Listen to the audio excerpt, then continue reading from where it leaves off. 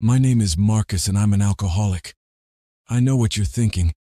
This is just another sob story about some loser whose life went off the rails after he found the bottle, right?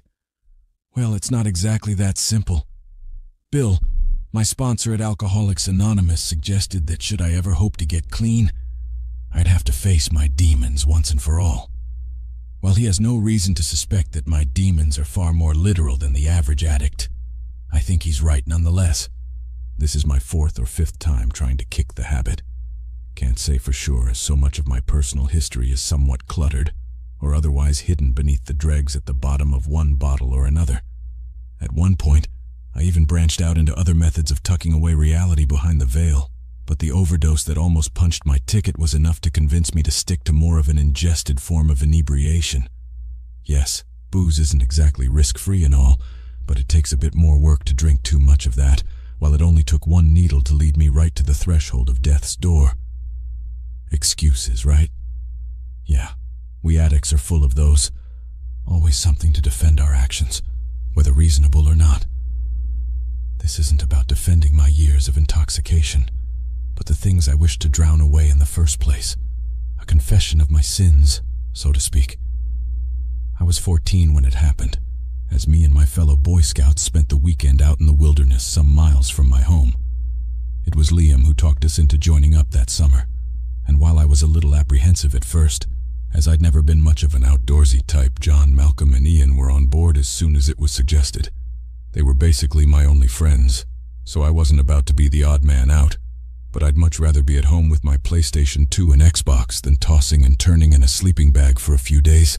Not only that, but I felt like we were getting a little too old for such things.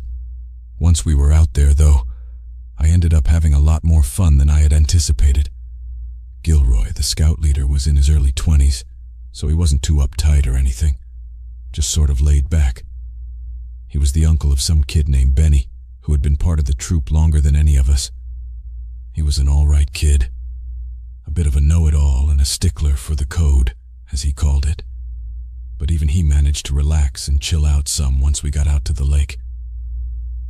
We spent a good bit of that first afternoon fishing and cutting up. I almost impaled John's ear with my hook at one point, but he turned just in time to allow it to do no more than tap the back of his head. I was about as coordinated as a drunken breakdancer back then. Still am, for that matter, though the drink is likely a factor in that. John looked shocked at first as we both just stared at one another when my line finally dropped limp to the grass, but we were cracking up within seconds, though I would have felt awful if I had jabbed the damn thing into his lobe. I often wonder if a trip to the emergency room would have saved us from those events that still haunt me.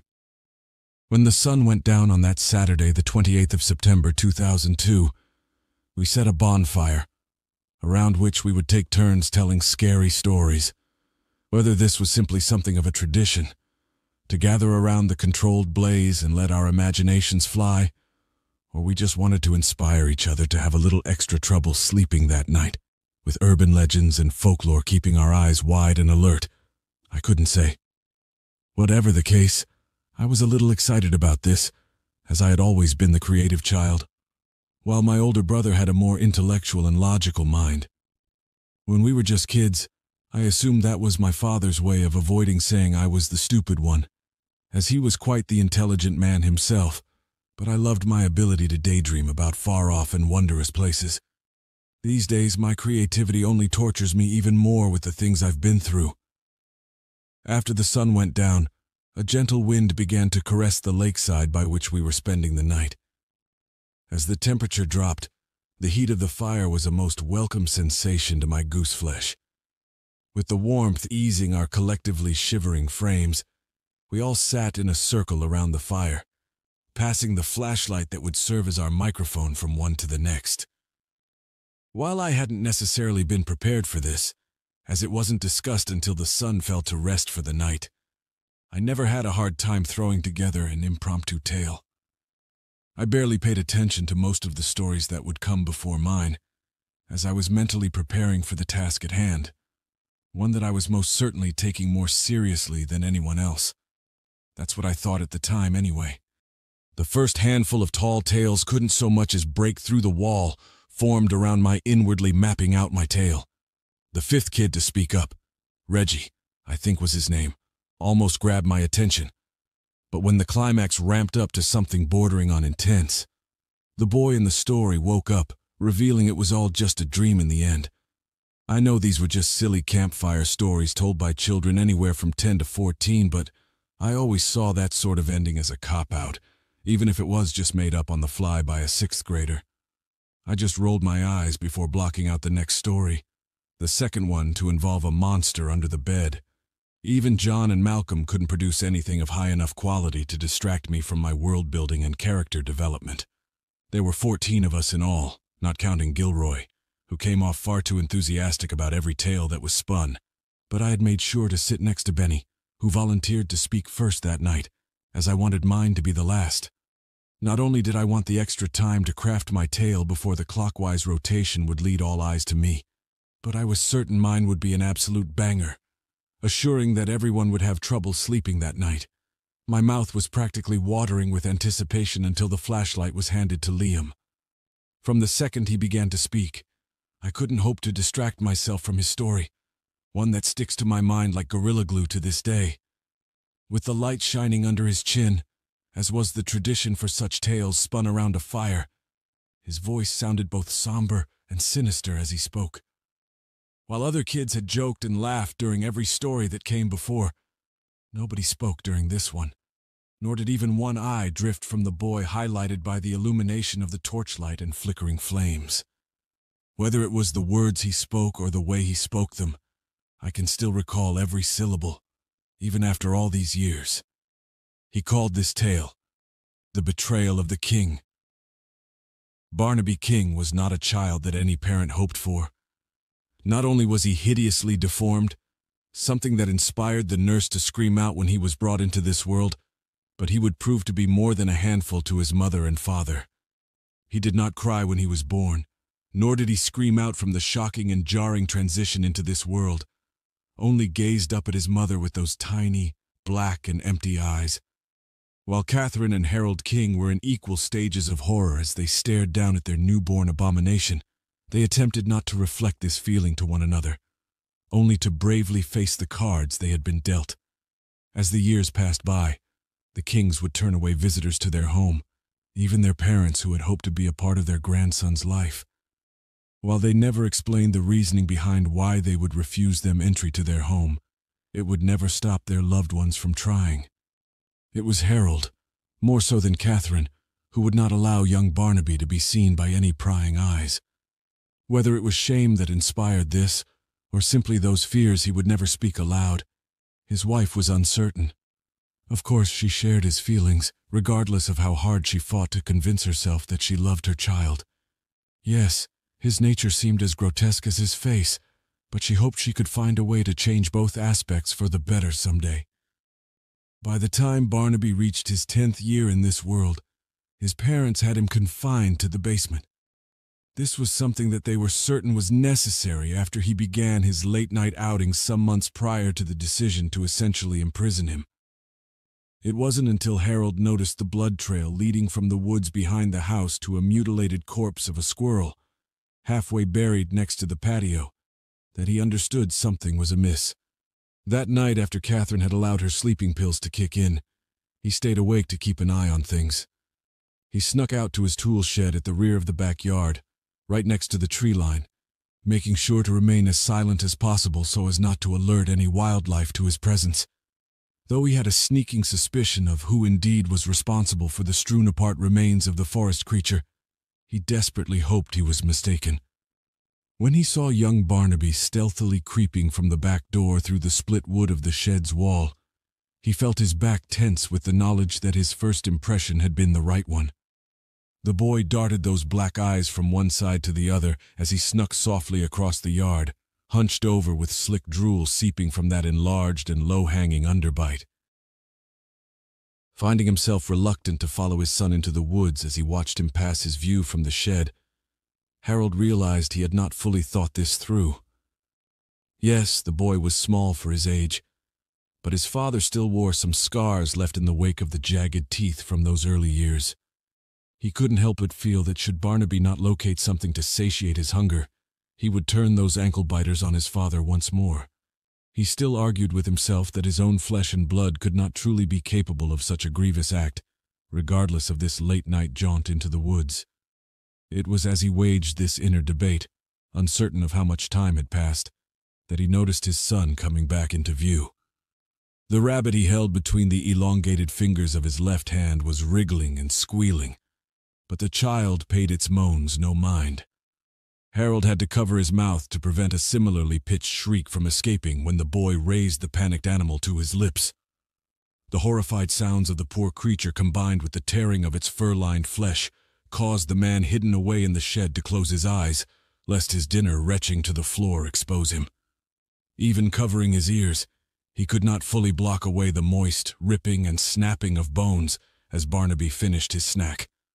Once those gruesome noises dissipated, a reluctant Harold glanced back through the split wood to see the boy still holding what was left of the blood-soaked rabbit in the hand that hung below his knees. Again he glanced from one side to the next as he approached the house, kneeling and pulling away a loose board beneath the patio, stashing the beast away.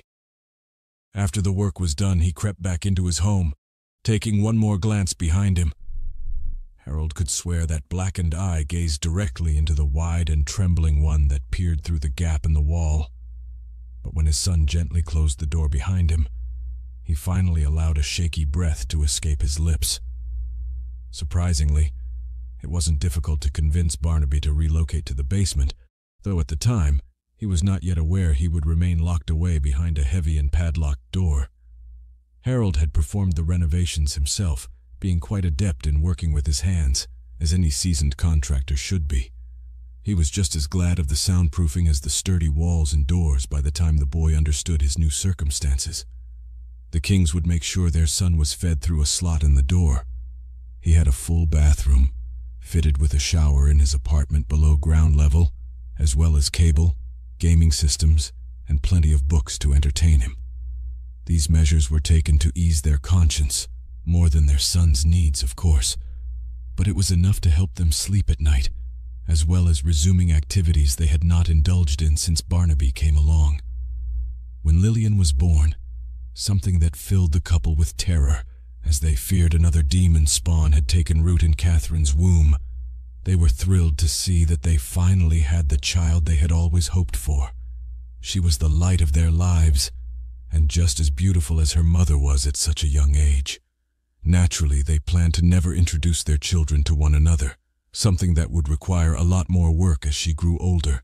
Seasons came and went, each one bringing new and wonderful experiences with the Kings and their little girl.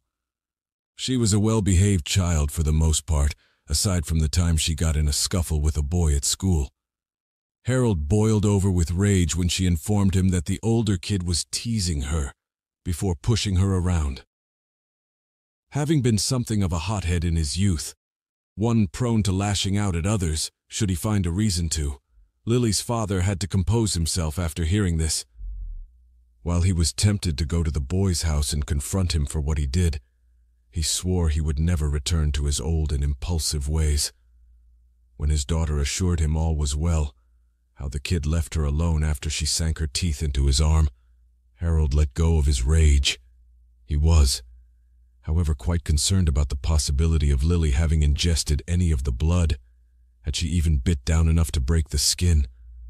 While she understood his concerns, especially with all of the potential illnesses out there that she may or may not have exposed herself to, her father was relieved to hear she had not caused any more than some bruising with her bite. While the Kings would attend every event they could at their daughter's school, talent shows and plays, track meets and all, they felt no guilt about neglecting Barnaby. Lily was an outgoing girl with a great many friends, and her parents did everything they could to please her, while only granting minimal efforts to assure themselves that their son maintained his sorrowful existence. It was on the eve of young Lily's 11th birthday that their happy life took a far more brutal turn, one that would rip their world apart in a matter of minutes at most. Unbeknownst to Catherine and Harold, their daughter had been aware of her sibling for some years by this point. Though they had never been able to meet face to face, they had found a way to communicate. When she was much smaller and far lighter on her feet, she had followed behind her father as he carried the nightly meal to her brother. While they always made sure she was otherwise occupied or distracted when one of them would make those excursions to the basement twice a day, the Kings had not noticed that she had grown steadily more aware of their more erratic behavior at those times of the day. Being a curious child, as many would be under such circumstances, she planned out her investigation for a solid week before taking the plunge. Her heart was positively racing as she crept behind her father, making sure to duck down or hide behind whatever furniture she may be closest to, should he look to be about to turn. Though tracking her target through the quite large house ended when he reached the door to the basement, as he locked it behind him, she knew now what her next steps would be. Harold kept the keys to the entrance to the stairway that led to the apartment below hanging with those others from the loop of his belt. She would have to work more stealthily than ever to retrieve this while her parents slept, but she was certain she could pull it off. When her loving guardians tucked her in that night, she would not allow sleep to take her. While it wasn't easy to keep herself awake, especially given the fact she had to resist the urge to play or otherwise occupy her mind in the darkness of her bedroom, she managed to battle away slumber. It was around 2 a.m. that she made her move, creaking open the door to her room before approaching the one occupied by her folks. Though she was fully prepared with an excuse, one involving nightmares that sprung her eyes back open, leading her to seek refuge in her parents' bed, she was still increasingly nervous as she entered their room. She moved swiftly and silently as she clutched her hand around the keys, sitting on the nightstand, squeezing them tightly to not allow a potential jingle to alert her father to her subterfuge. She was panting for breath as she made her way back into the hallway, but she had achieved the first part of her goal. It didn't take her tiny legs long to reach the locked door, and her fingers were tingling with anticipation, quickly turning to frustration as she tried one key after the other. With another heavy and trembling sigh, she finally located the correct key, splaying open the door before her. Barnaby was scared at first when she spoke softly through the flap in the heavy entrance to his apartment. His fear momentarily gave way to anger when she revealed who she was, something that made the little girl afraid, leading her to begin to back away. His rage dissipated quickly when the only friendly voice he had ever heard began to fade, inspiring him to practically beg her to stay. For hours they spoke that night, eventually allowing the boy to grow comfortable with his sister enough to lean his face down to the thin flap through which his meals were delivered. She gasped at first, even seeing only the portion of him that she could make out. But when she reached her tiny fingers through the slender opening to touch the rough texture of her brother's cheek, he felt a warmth he had never known. Before Lily returned to her bedroom, Barnaby confessed to his sister his efforts to escape. While he had achieved no more than the slightest of splits at the top of the wall between him and the outside world, over years of scraping away at it with the plastic cutlery provided with his meals, it was enough for something. Each day from then, sometimes multiple times if the coast was clear enough, they two would pass notes back and forth. Though Lily would occasionally make late-night stealth missions to converse with her brother, she could not risk overdoing it, as her father could be quite perceptive at times. Still, while she had all in life for which a girl could ask, she finally had that one thing that money could not buy: an older brother. After 3 years of such meager forms of communication, Lily swore to her brother that she would set him free.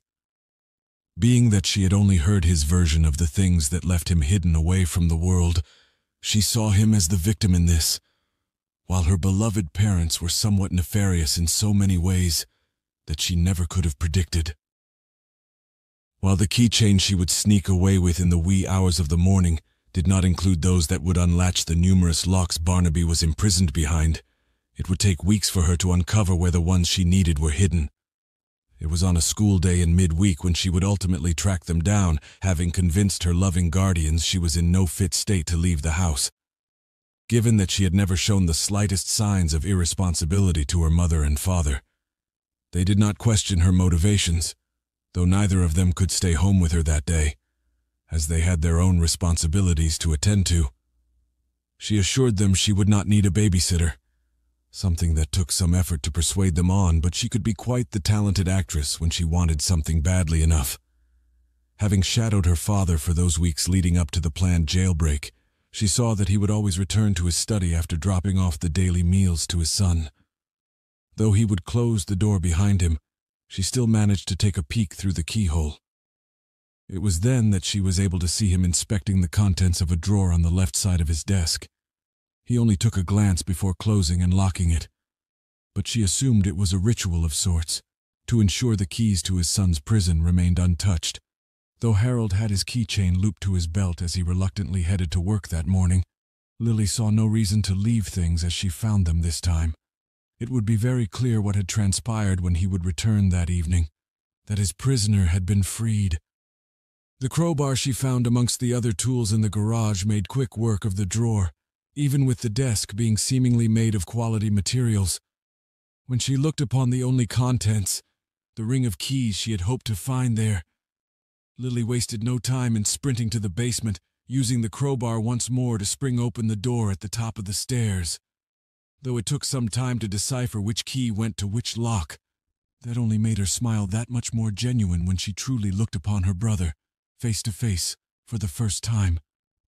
Yes, those small blackened eyes and low-hanging jaw, lined with needle-thin teeth, unsettled her somewhat, even with the teasing glances through the slot in the bottom of the door.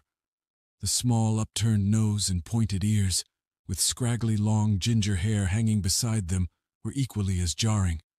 But his expression, if that's what she could call it, only held love behind it. They embraced one another, each leaking tears upon their siblings' shoulders. Barnaby had never known this sensation, to truly feel wanted and adored. All he was familiar with was contempt and hatred for having the nerve to be brought into this world. But Lily only saw her brother in those glossy eyes, not the monster their father knew him to be. It was while they were packing up his belongings, what little he had, that a sound inspired both of their faces to grow cold from blood loss. The front door of the house being unlocked and opened, followed by frenzied curses spitting from their mother's lips when she seemingly saw the basement door ajar, left the two with limited options. Lily asked her brother to stay behind as she walked up the steps to find Catherine already standing in the doorway, looking as pale and shocked as the young girl felt. Barnaby heard his sister as she attempted to convince their mother to grant the boy freedom, something she seemed unwilling to hear. He tried to cover his ears to block out the argument between mother and daughter as it grew more frenzied, but it was of little use. Finally, hopeful that he could somehow aid in this debate, he slowly paced up the steps for the first time in years. He walked through the doorway to see his mother on the phone, seemingly demanding that her husband returns to his home immediately. She screamed so loudly when she turned to see her son that Barnaby thought her hair may just turn white from the shock. As it was his father who would bring him his meals, he had not so much as heard Catherine's voice in so long, let alone seen her face. But he could easily recognize that expression of hatred and disgust she gave him, be it from the trembling of his extremities, or just the shame of those old familiar looks the sight of him would bring. He was only vaguely aware of what happened next. At first, anyway, as he and the woman who birthed him stared at one another, each in their own initial stages of anguish, their shared expressions turned to horror when little Lillian leaped on her mother, sinking her teeth into the meaty tissue of her throat. As the blood practically gushed against the walls, Barnaby fell to his knees, barely able to wrap his mind around what he was witnessing. When his sister pulled her head back, tearing away the grizzled and sticky fibers, her mother just glared at her in shock as she fell to the floor. "What did you do?" Barnaby asked, shaking his head from side to side. "It was the only way, my love," she replied, wiping her mouth with the back of her arm, smearing her mother's lifeblood across her cheek in the process. She still looked upon her brother with loving affection, even as her face began to contort as her body grew. "I'll show you how to do it if you want," she said, as her appearance finalized its transition, leaving her a carbon copy of the woman who lay dead on the floor. "You don't have to live like that. Not if you don't want to." She lay her hand on the mutilated face of her brother, allowing him to convince himself for a moment that his mother had finally accepted him. Though she had already dragged the body down to the basement when their father arrived back home, she had not a chance to clean away the shimmering crimson puddle left in its wake, nor the drag marks that led to the door. Harold demanded to know what had happened, terrified that Barnaby had gotten loose and devoured his darling baby girl. Lily disposed of him just as quickly as she had his wife, this time luring him into an embrace with her stolen tongue, digging her teeth into his throat when his guard was down. Her brother had not witnessed this one, as he lingered in the basement with the remains of his mother, something he had not the slightest desire to be trapped beside. Regardless of his sister's insistence, he hied away while she dealt with Daddy.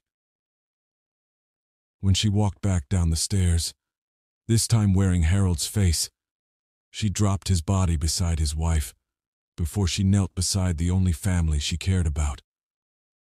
"They lied to us," she said, again caressing his face with her sticky and stained hand. "They would have never let you loose. It had to be done." Barnaby did not speak, only gazed with his tiny black eyes as wide as they were capable of growing. After Lily dipped her hand into the pool of blood surrounding her mother, she held it to her brother's face. "It's easy," she said, pulling his recoiling head back to face her. "I learned it long ago. What we can do. I know you can do it too." As she pressed her other hand on the low-hanging jaw, she poured the blood cupped in her palm. When Barnaby attempted to turn away and spit out the foul-tasting fluid, she slapped his mouth back shut, holding it in place until he swallowed. It took some hours, as well as a lot of convincing from his sister, some debating, retching, and even arguing. But by the time night fell, the boy stood his mother's image, while Lily maintained her father's form.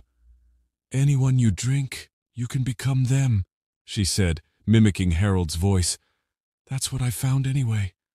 Never tried an animal, but it might work too." Barnaby nodded, only replying to her when expected. Though she had lied to her father about breaking the skin of the older boy who bullied her when she was younger, she was well aware of what his concerns truly were at the time. When she gazed into the bathroom mirror, after fleeing from the child as he attempted to stop the flow of blood, she saw not herself, but the boy she left leaking fluids upon the grass. She never understood why Harold King had turned his back on what she believed him to be, the exact thing she and her brother were. But it was his neglect of their God-given gifts that fueled the hatred she grew towards him. Had he allowed his children to learn what they were capable of at an earlier age, her brother need never have been locked away from the world, as he could have taken any face he chose, rather than being led to believe he was a monster this whole time. Though Barnaby had despised his parents for as long as he could remember, he never wanted this.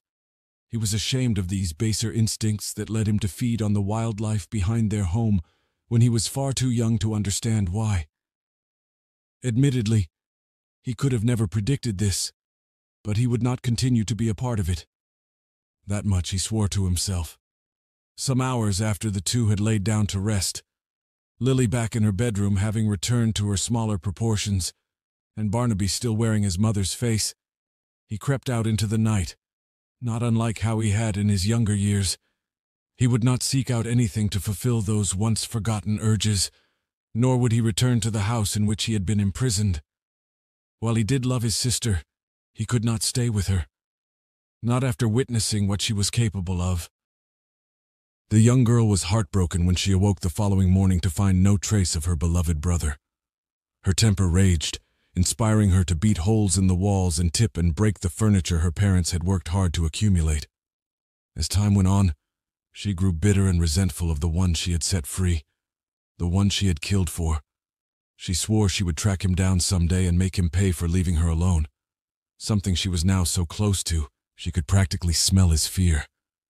Every eye around the campfire was glued to Liam as he finished his tale, as he cut his gaze from one of us to the next.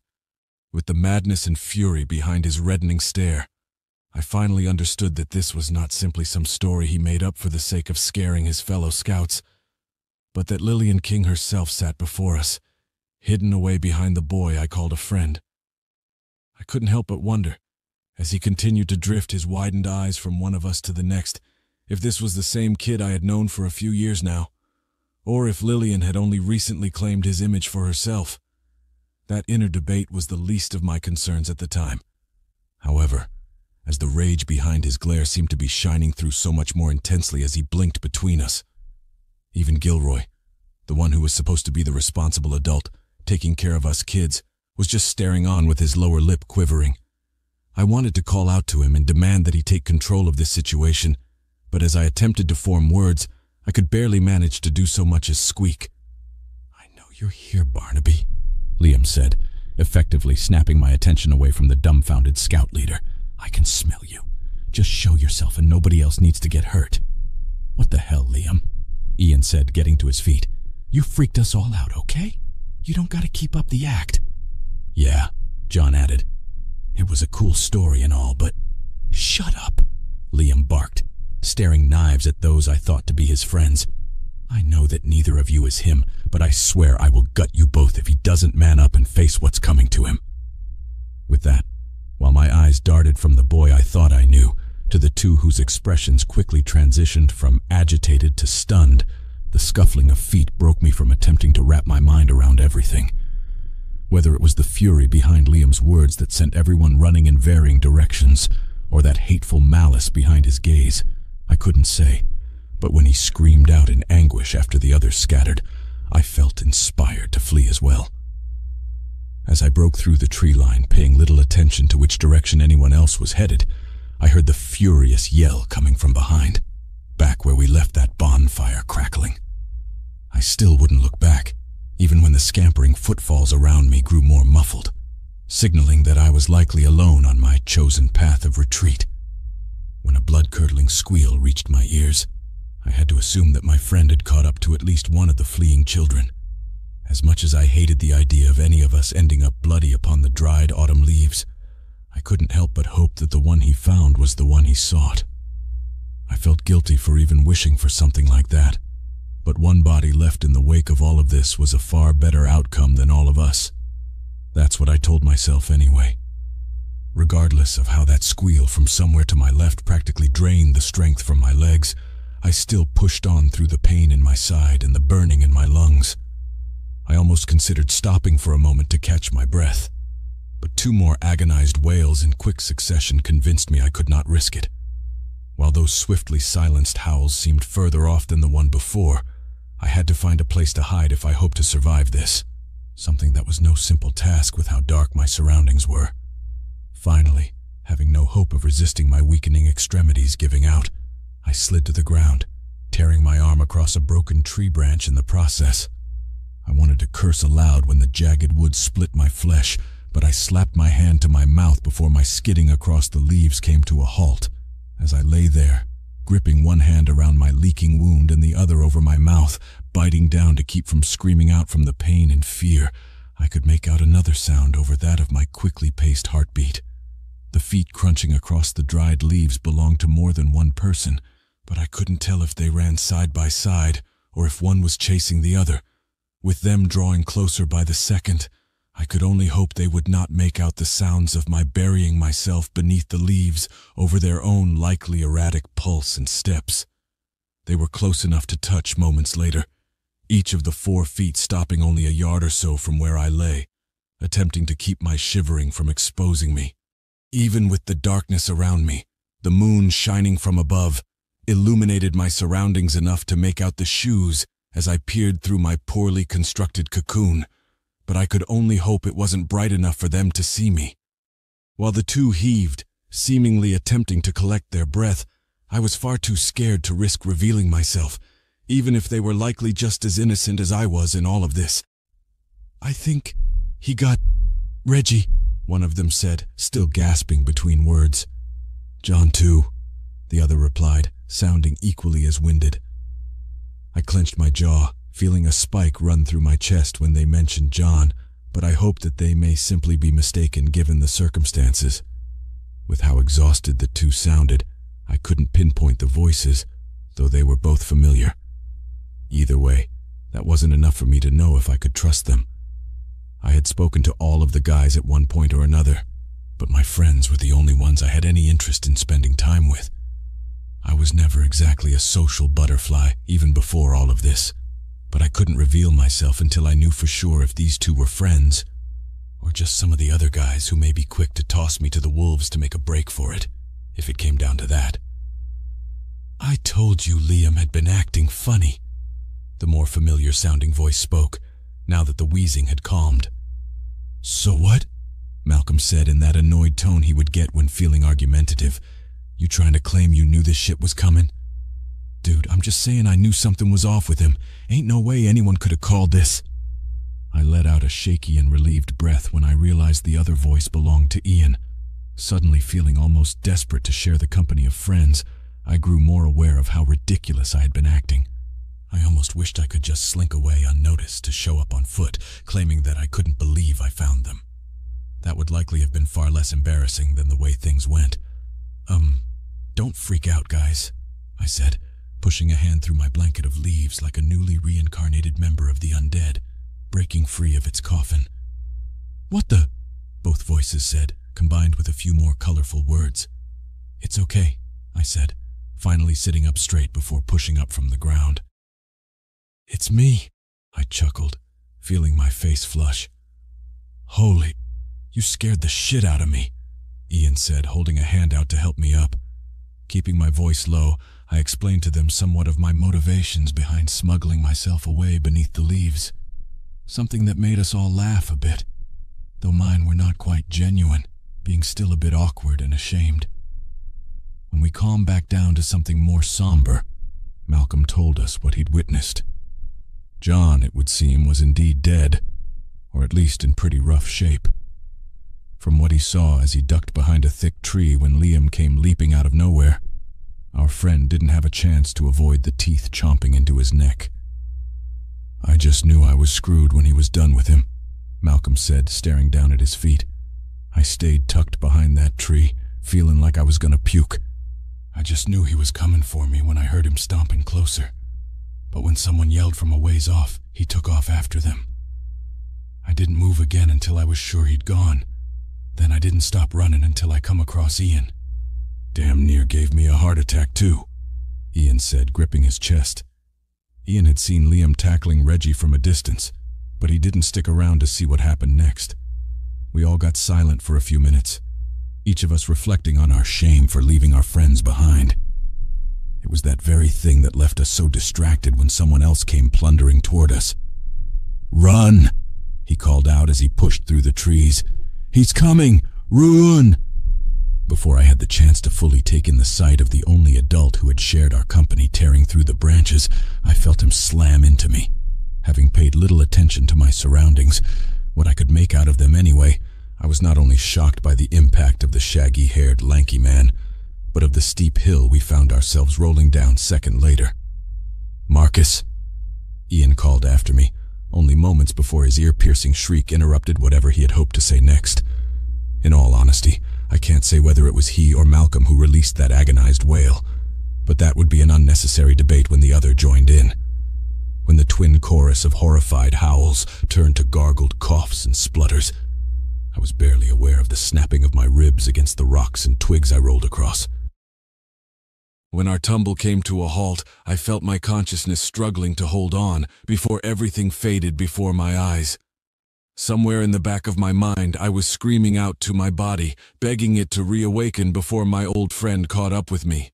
When my eyes blinked back open, I was immediately aware of the significant amount of pain my body was in, as well as the guy my limbs were entwined with. From where we now lay, sprawled out at the base of the hill, there was far less light, making my new surroundings all the more hidden behind the darkness, but the pain I was in was as clear as day. "You okay?" I said, wincing from the agony screaming from my ribs as I nudged Gilroy. "Huh? I think so," he replied, slipping his legs from mine. I felt around the ground, hoping to find it level enough to attempt to push my broken body from its grip, but when I finally got to my feet, I was sure my eyes were playing tricks on me, or that the darkness was messing with my head. When I turned my gaze to that of the scout leader, the one I and my fellow scouts had put our faith in, I did not see the shaggy-haired, skinny man. but my spitting image staring back at me. "What the hell?" he said, backing away from me, holding his hands out before him. "No way," I replied, unable to think of anything else to say other than questioning why he was backing away from me when he was the one who stole my face. As we just stared at one another, both of us wearing the same slack-jawed expression, something in the back of my mind was yelling at me to start running again. While just about every inch of my body was in pain, I knew I had to convince my legs to get moving. Not only was I fully aware that I was face to face with Barnaby King, but I was certain that his vengeful sister would not simply have taken for granted that her work here was done. It was as my mind was conjuring these facts, wrestling through the clutter of everything else this night had presented me with, that I felt the breath on the back of my neck. "You're the only two left now," a voice spoke from behind me. Not that of my friend, but a more feminine tone. "You could have made this so much easier. You know that, right? It's your fault they're all dead." The voice was emotionless, yet graveled in a way, youthful and aged at the same time. Though I was frozen in place, as was the other kid wearing my skin, I felt my body seemingly move of its own accord, turning in place to look upon what would surely be the last thing I ever saw. While my subconscious fought to sprint away from my inevitable demise, my eyes' desperation to see what had become of Liam took the wheel. When they met the empty stare of what stood there, the horror of what I looked upon threatened to stop my heart before Lillian King would have the opportunity to. I couldn't tell if the thing was smiling, or if it was just the effect of that exaggerated underbite hanging low, with those needle-like teeth stained with the blood of my fellow scouts. It looked like the face of an anglerfish, but with slightly pointed ears in place of the fins on each side. Those small, spherical black eyes glared into me, with nothing remotely human behind them. I felt my feet shuffling against the dried leaves that still wore my blood, steadily backing away from this creature as its body heaved with breath, contorting the stretched and torn uniform that was wrapped around its slender and hunched frame. I couldn't take my eyes off it, even when it began to move in closer, closing the small gap I had made between us in 2 long strides. "Lillian," I said, almost hoping I could reason with it. It nodded in response, not so much as blinking those hauntingly dark eyes. Had she altered the story she told us to switch her and her brother's places? Was she the deformed and forgotten one, while he was the favored child of her parents? Could this be the true form of whatever her father truly was? What he was ashamed to have passed on to his son? At the end of the day, when all of this was said and done, I suppose none of these questions would matter. As soon as I felt those lengthy teeth dug into my already shredded shoulder, I knew my curiosities would die with me. She wasn't aggressive with her bite. In all honesty, there was something of a tenderness to the way she drooped one hand over the side she wasn't chewing on, with her other pressed to my lower back. When she pulled back, tearing away a strip of my flesh with her, allowing the blood to gush from the open wound, I closed my eyes as I fell to my knees. "Run!" my clone called out as he attacked my would-be murderer, pushing me back as he tackled her, saving me from her following attack. Though my shirt was heavily dampened by the constant flow of my bodily fluids, I needed no second demand to encourage me to get moving. It wasn't easy to push one leg in front of the other, not at first anyway. It was more the shock of everything that had only just occurred than the pain at the time. Likely the blood loss was a factor as well. But even as my ruined shoulder collided with the thick trunk of a tree, I continued forcing myself forwards, not so much as looking back. I could hear the sounds of the ongoing battle for my freedom as clearly as if I still knelt on the ground beside it, but I wouldn't allow it to distract me from reaching my goal. I was so unfamiliar with this area that it was impossible to know if I would succeed in my escape, but I had to try. Some minutes later, a time frame that I was fully uncertain of between my fear and quickly dwindling energy, I noticed that only silence surrounded me. No longer did I hear the beastly siblings tearing into one another, nor could I make out even the smallest of forest critters nearby. Being unable to know if Liam or Lillian, whoever the hell that was, could still be intent on hunting me down if she survived the battle, I still would not stop. When I finally became aware of a new sound, that of engines humming and wheels rolling across the tarmac, the sight of headlights ahead allowed me to think I may just see the other side of this after all. I almost sprinted right into the road when I cleared the tree line, skidding to a halt before I met the front end of a speeding sedan. I screamed out with every ounce of energy I had left, praying to the gods to allow my pleas to be heard by someone, anyone. I was barely holding on to consciousness when I noticed still headlights casting my elongated shadow before me. It wouldn't be until sometime later, after reawakening on a surprisingly comfortable hospital bed, that I would officially meet the middle-aged truck driver who spotted me before I fell into the black. Over the following days, I would recall the devastating events of that ill-fated camping trip to a variety of official-looking individuals. 2 police officers being the first, as soon as my doctor cleared me to answer their questions. Though I could only assist them with what I had personally witnessed, some of which was quite foggy through the trauma of it all, I quickly grew exhausted from repeating the same words over and over again. While I would not be privy to many aspects of their investigation, I was informed that I was the lone survivor of the wrath of Lillian King, someone who was nowhere to be found when the dust settled. Whether she wore another's face by the time the battle reached its bloody conclusion, or that she fled before the blue lights flickered across the trees, I can't say. The police were quite puzzled about the mangled corpse of my doppelganger, as was I, truth be told. A police car remained parked outside my childhood home for some weeks after I was cleared to come home. When the body of the true Liam Holbrook was discovered some days after that night, it would be taken for granted that Lillian King was still out there somewhere. Given my recollection of the story she told, the authorities felt content in the knowledge that she would have no reason to seek me out, but wanted to keep an eye on things nonetheless. I would have a significant amount of physical therapy to endure when I was able, in addition to the psychological counseling I maintain to this day. Those first few months after the brutal murder of my only friends in this world were the worst, but my anguish eased in time. Unfortunately, the more I grew aware of what truly occurred that night, the less stable my mental health became. Perhaps it's simply the fact that I was far more resistant to use my gifts than my sister that caused this particular transition to be so jarring. I had been Jacob Gilroy for so many years that I had almost allowed myself to believe it was my true identity. I had lived on the streets for some time after fleeing my home, still dressed as my mother, so to speak. Having been cooped up in that basement for so long, I had not the slightest understanding of how to make it in this world, so I ended up amongst my fellow lost souls. The real Gilroy was a friend I made during those times, one who inadvertently poisoned himself to death with a needle in his arm.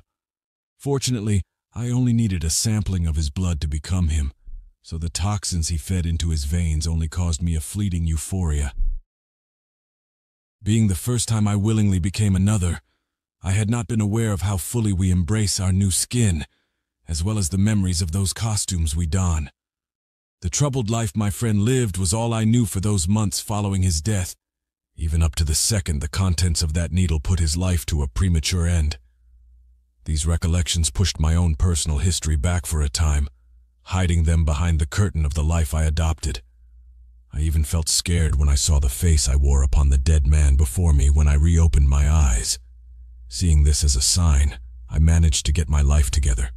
Gilroy's life, that is, but Gilroy I was, for all intents and purposes. Once my fractured brain rebuilt the memories of my true lineage, I maintained those I had adopted as well. It can be distracting, mind you, carrying multiple lifetimes in my head, understanding which memories are my own and which ones I stole. But I can only imagine how many poor souls my sister has locked away in hers by this point. Why I never stole the full experience of my mother's existence, I cannot say. Perhaps it was simply the fact that she was my blood. Maybe it was due to my resisting that first change. I suppose there are some aspects of my life I may never fully understand, nor the facts of what I even am, for that matter.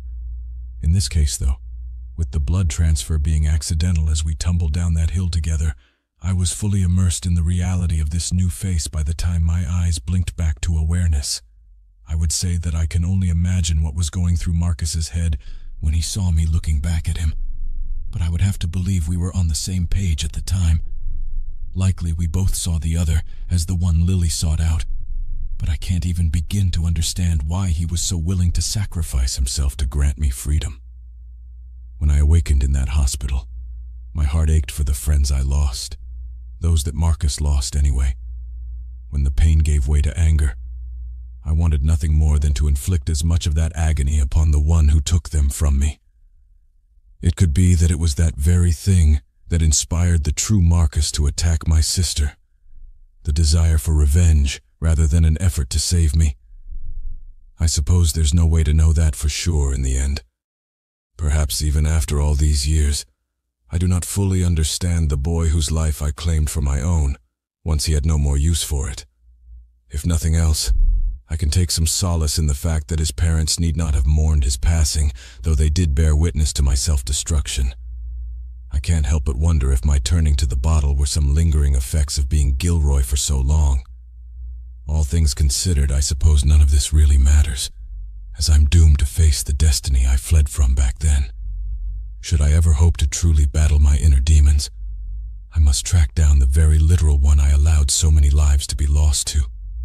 Whichever way it goes, should I survive this encounter or not, it will never bring back those I let fall to my sister's lust for vengeance. Maybe it would be best if neither of us survives our next meeting. Just wipe away the stain our parents smeared upon this world altogether. If that's the way it goes, I think I'm all right with it. Perhaps it is well overdue that my stolen parents be finally given a chance to mourn the death of their youngest son. That's probably the least I can do for them. I think, when all is said and done, we all must face our demons in the end. No matter how far we run, or how hard we try to hide from them, these things cannot be avoided. I wish I'd understood that much back then. Between my cowardice and my sister's fury, we both allowed innocent blood to be spilled. It's my fault as much as hers, what happened to the scouts I both watched over and considered friends. Sometimes I wonder if those whose lives I stole still live on within me, as well as the great many I'm certain my sister has inside her head. After all, we are all just memories in the end, nothing more than tales to be told around the campfire.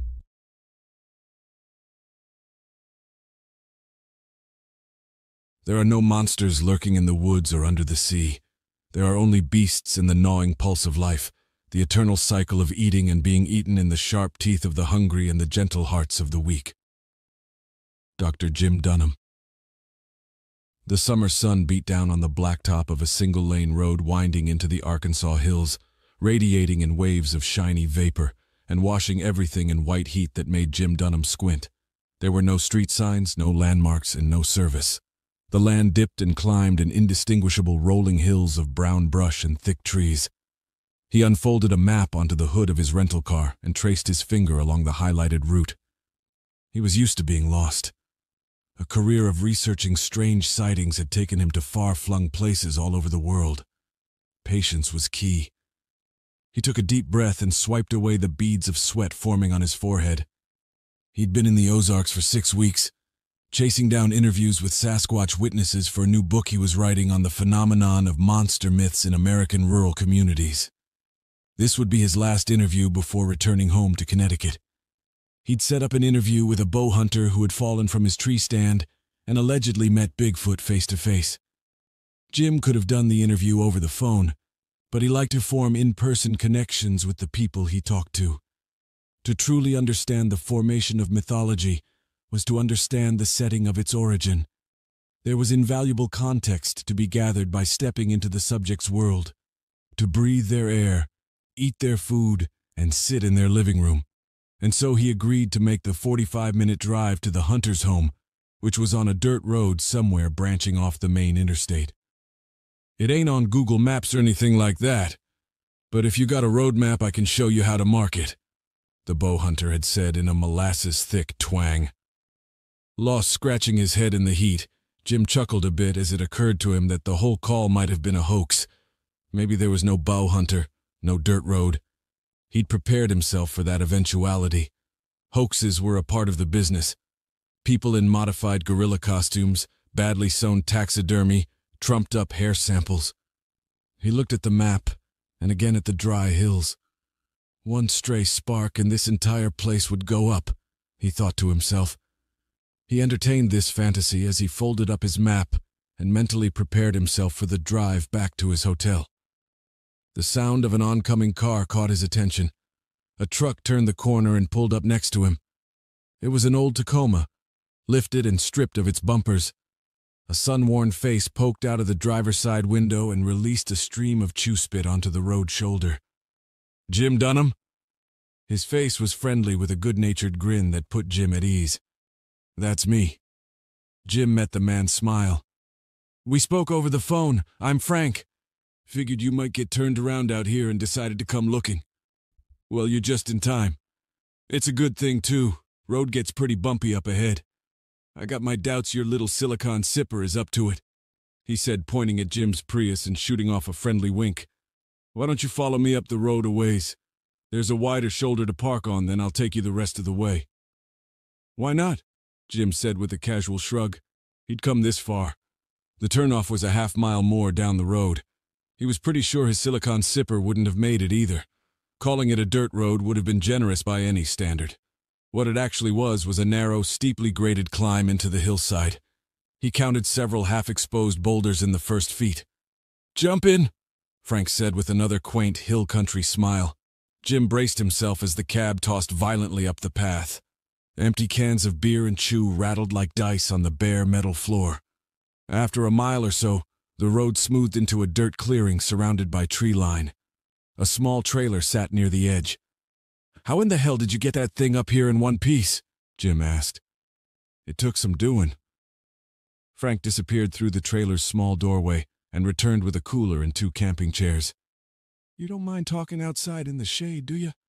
AC's busted, and it stays hotter than hell in her till about midnight. Cold one?" Frank extended a can of Sweating Bush Light. Jim popped it open and took a long sip. He wasn't a beer drinker, but in those hills and that heat, it tasted like the most refreshing thing in the world. They settled in, and Jim started up his digital recorder. Frank fidgeted, his happy-go-lucky demeanor slipping slightly. "Don't worry about the recording. It's just for notes so I don't have to stay busy writing during our conversation," Jim said, recognizing the familiar angst he'd seen in countless interviewees. There was always a chance they'd change their mind at the last minute. This was the moment of truth. "I'm just curious to hear your story. I've been researching this stuff for most of my life. Just tell me the way you'd tell me if we were sitting around a campfire." "All this is going in your book?" "Yup." "And your book is on Bigfoot?" "Not exactly, but you believe in Bigfoot?" "I'm open to believing in Bigfoot." Frank's face grew tense. Jim swirled the beer around in his hand, thinking of different approaches to salvage the interview. "Nah, we both know that's bullshit. You think we're all a bunch of country bumpkins making up stories, right?" Frank's posture shifted forward. "I don't think that, no, but I'm also not going to lie to you. I've seen a lot and heard a lot, and I'm still not convinced. I have something that might convince you. Can I see it?" "In just a bit." Frank pulled his shirt down past his left shoulder. A large scar covered most of the skin. "See this? This is where she got me. Little love bite." "She? You mean a female Bigfoot?" Frank nodded, staring off into his beer. "How did you figure out it was female?" Jim followed up. "Just a feeling, I suppose." "Here we go," Jim thought. "Time to push into it." "Tell me more." Frank shook his head. He was smirking. "You know I've read your books, right? Dr. Jim Dunham. Fear the dark long enough, and it becomes a vampire, a werewolf, or a Sasquatch. A reason to stay out of the woods and next to the campfire. Sound familiar? You're an eloquent guy. I'll give you that. Much more eloquent than the people you interview. People like me." Jim took another sip of his beer. He'd told his rep at the publishing company where he was going, but that fact was doing little to ease a building sense of threat. Would anyone be able to find him out here if something bad happened? It takes very little to sustain a legend in the minds of the simple and the lonely, Frank parroted. "Were you lonely when you wrote that, Jim?" "Okay," Jim thought to himself, Time to get myself out of this one. What is this, Frank? You think you're the first backwoods nut to try and rattle me?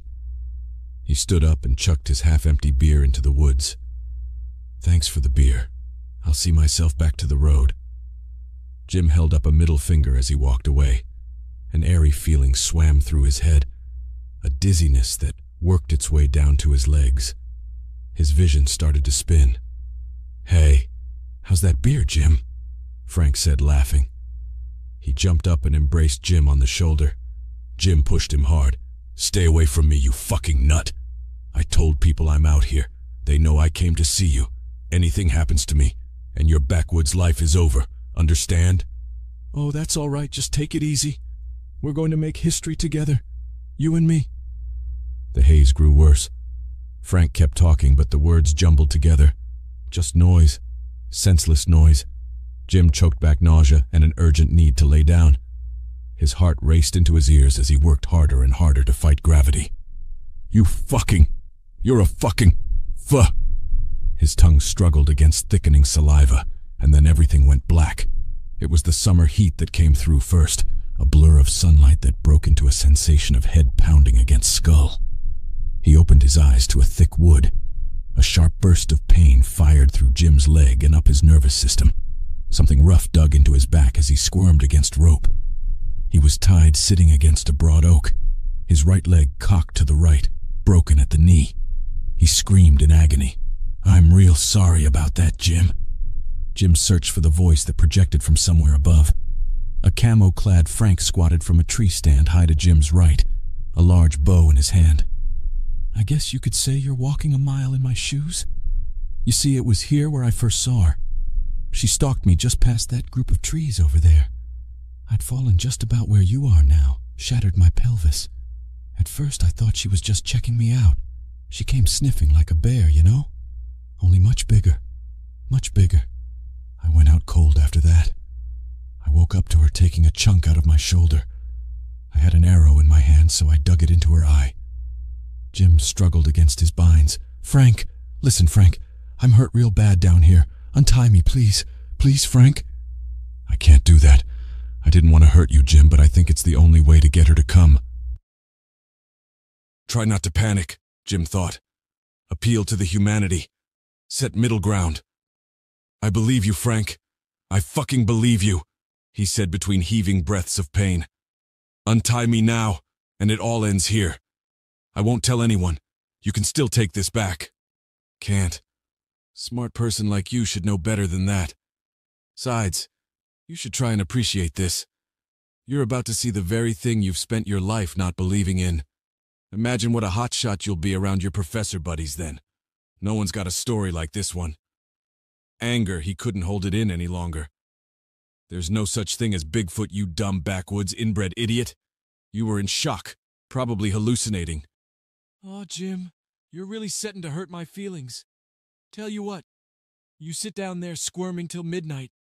If she doesn't come, I'll untie you and drive you to the nearest police station. I'll go quiet and nice, and you can write your best book yet.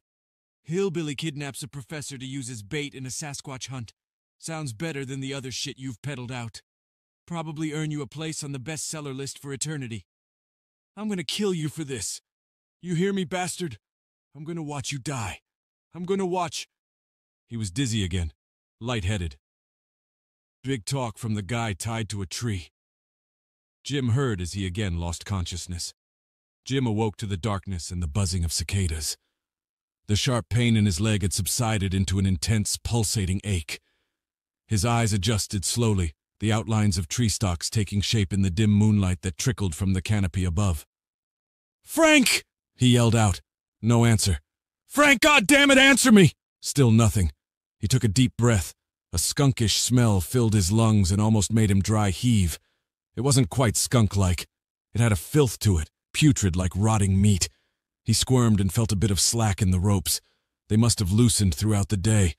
He worked at it with his shoulders until the rope burned against his skin. Stay calm, he thought to himself. Breathe. Try to slow your heartbeat. His vision began acclimating. The shapes of the trees became sharper. He stared into the night and slowed his breath, trying to ignore the smell. A flash of movement caught his attention. A distant silhouette passed from one tree to another, or so he thought. The more he looked, the more movement there seemed to be. Maybe it was nothing. A thick-sounding branch cracked from somewhere ahead. His heartbeat quickened. Adrenaline replaced his aches with rising fear. "Frank!" he yelled. No answer. He scanned what he could, taking a second glance at a thicker tree about 100 feet away. It looked unnatural compared to the others. A shadowy bulk protruded from its left. Had it been there before? He tried not to blink. It moved, the silhouette rising about 6 feet and stepping out from behind the tree. Jim recalled stories of bear attacks, brown bears that mauled their victims to near death, buried them, and came back to eat again while the victim was still alive. No, it was much taller than a bear. The shadow disappeared into a group of trees to his left. The foul smell grew in intensity. Jim waited in complete stillness. Another branch snapped to his left. The ominous shadow stood distant. He could make it out better than before. It stood at least a dozen feet tall, maybe taller. All shapes of monsters flooded his imagination until there was only one. Frank said the thing he saw had stalked him. Is that what it was doing now? Was this really happening? He watched it carefully, looking for any signs of motion. Were his eyes playing tricks on him? He adjusted his back slightly to get a better view. The sudden movement caused the thing to jump back and crouch.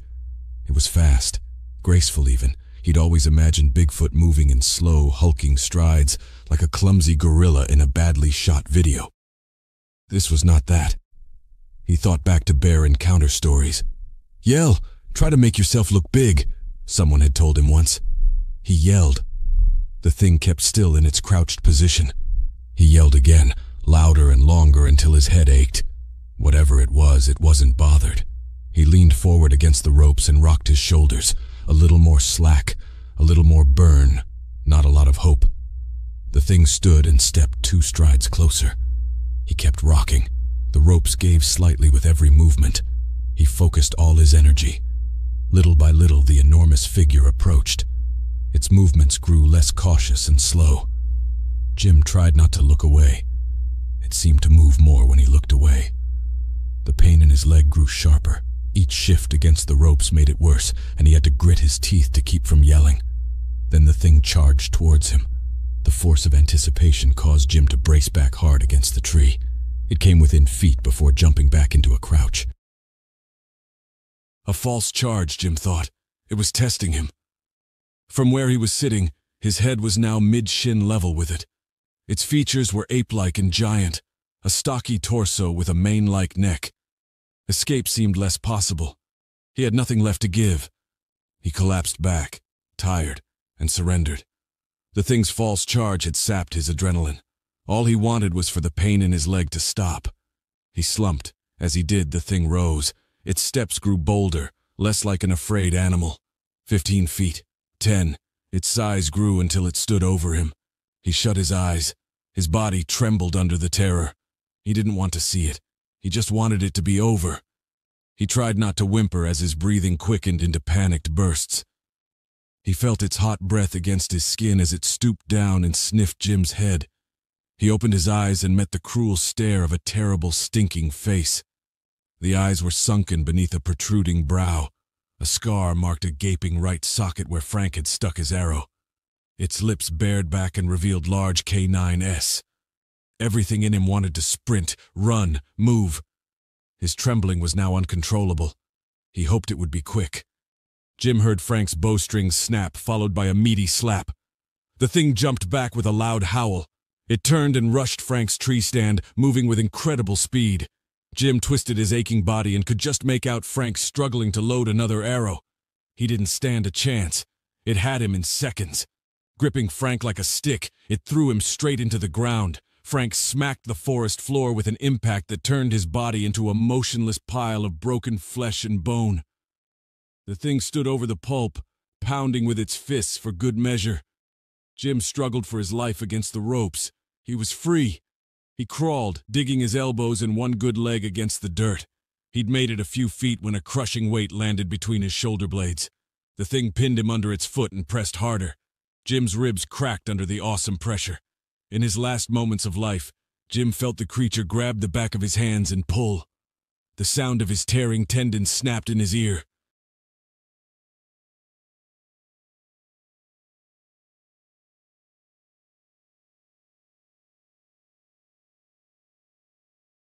Winter pounded on the door, and walls around the wooden shack the men had found and hunkered down in.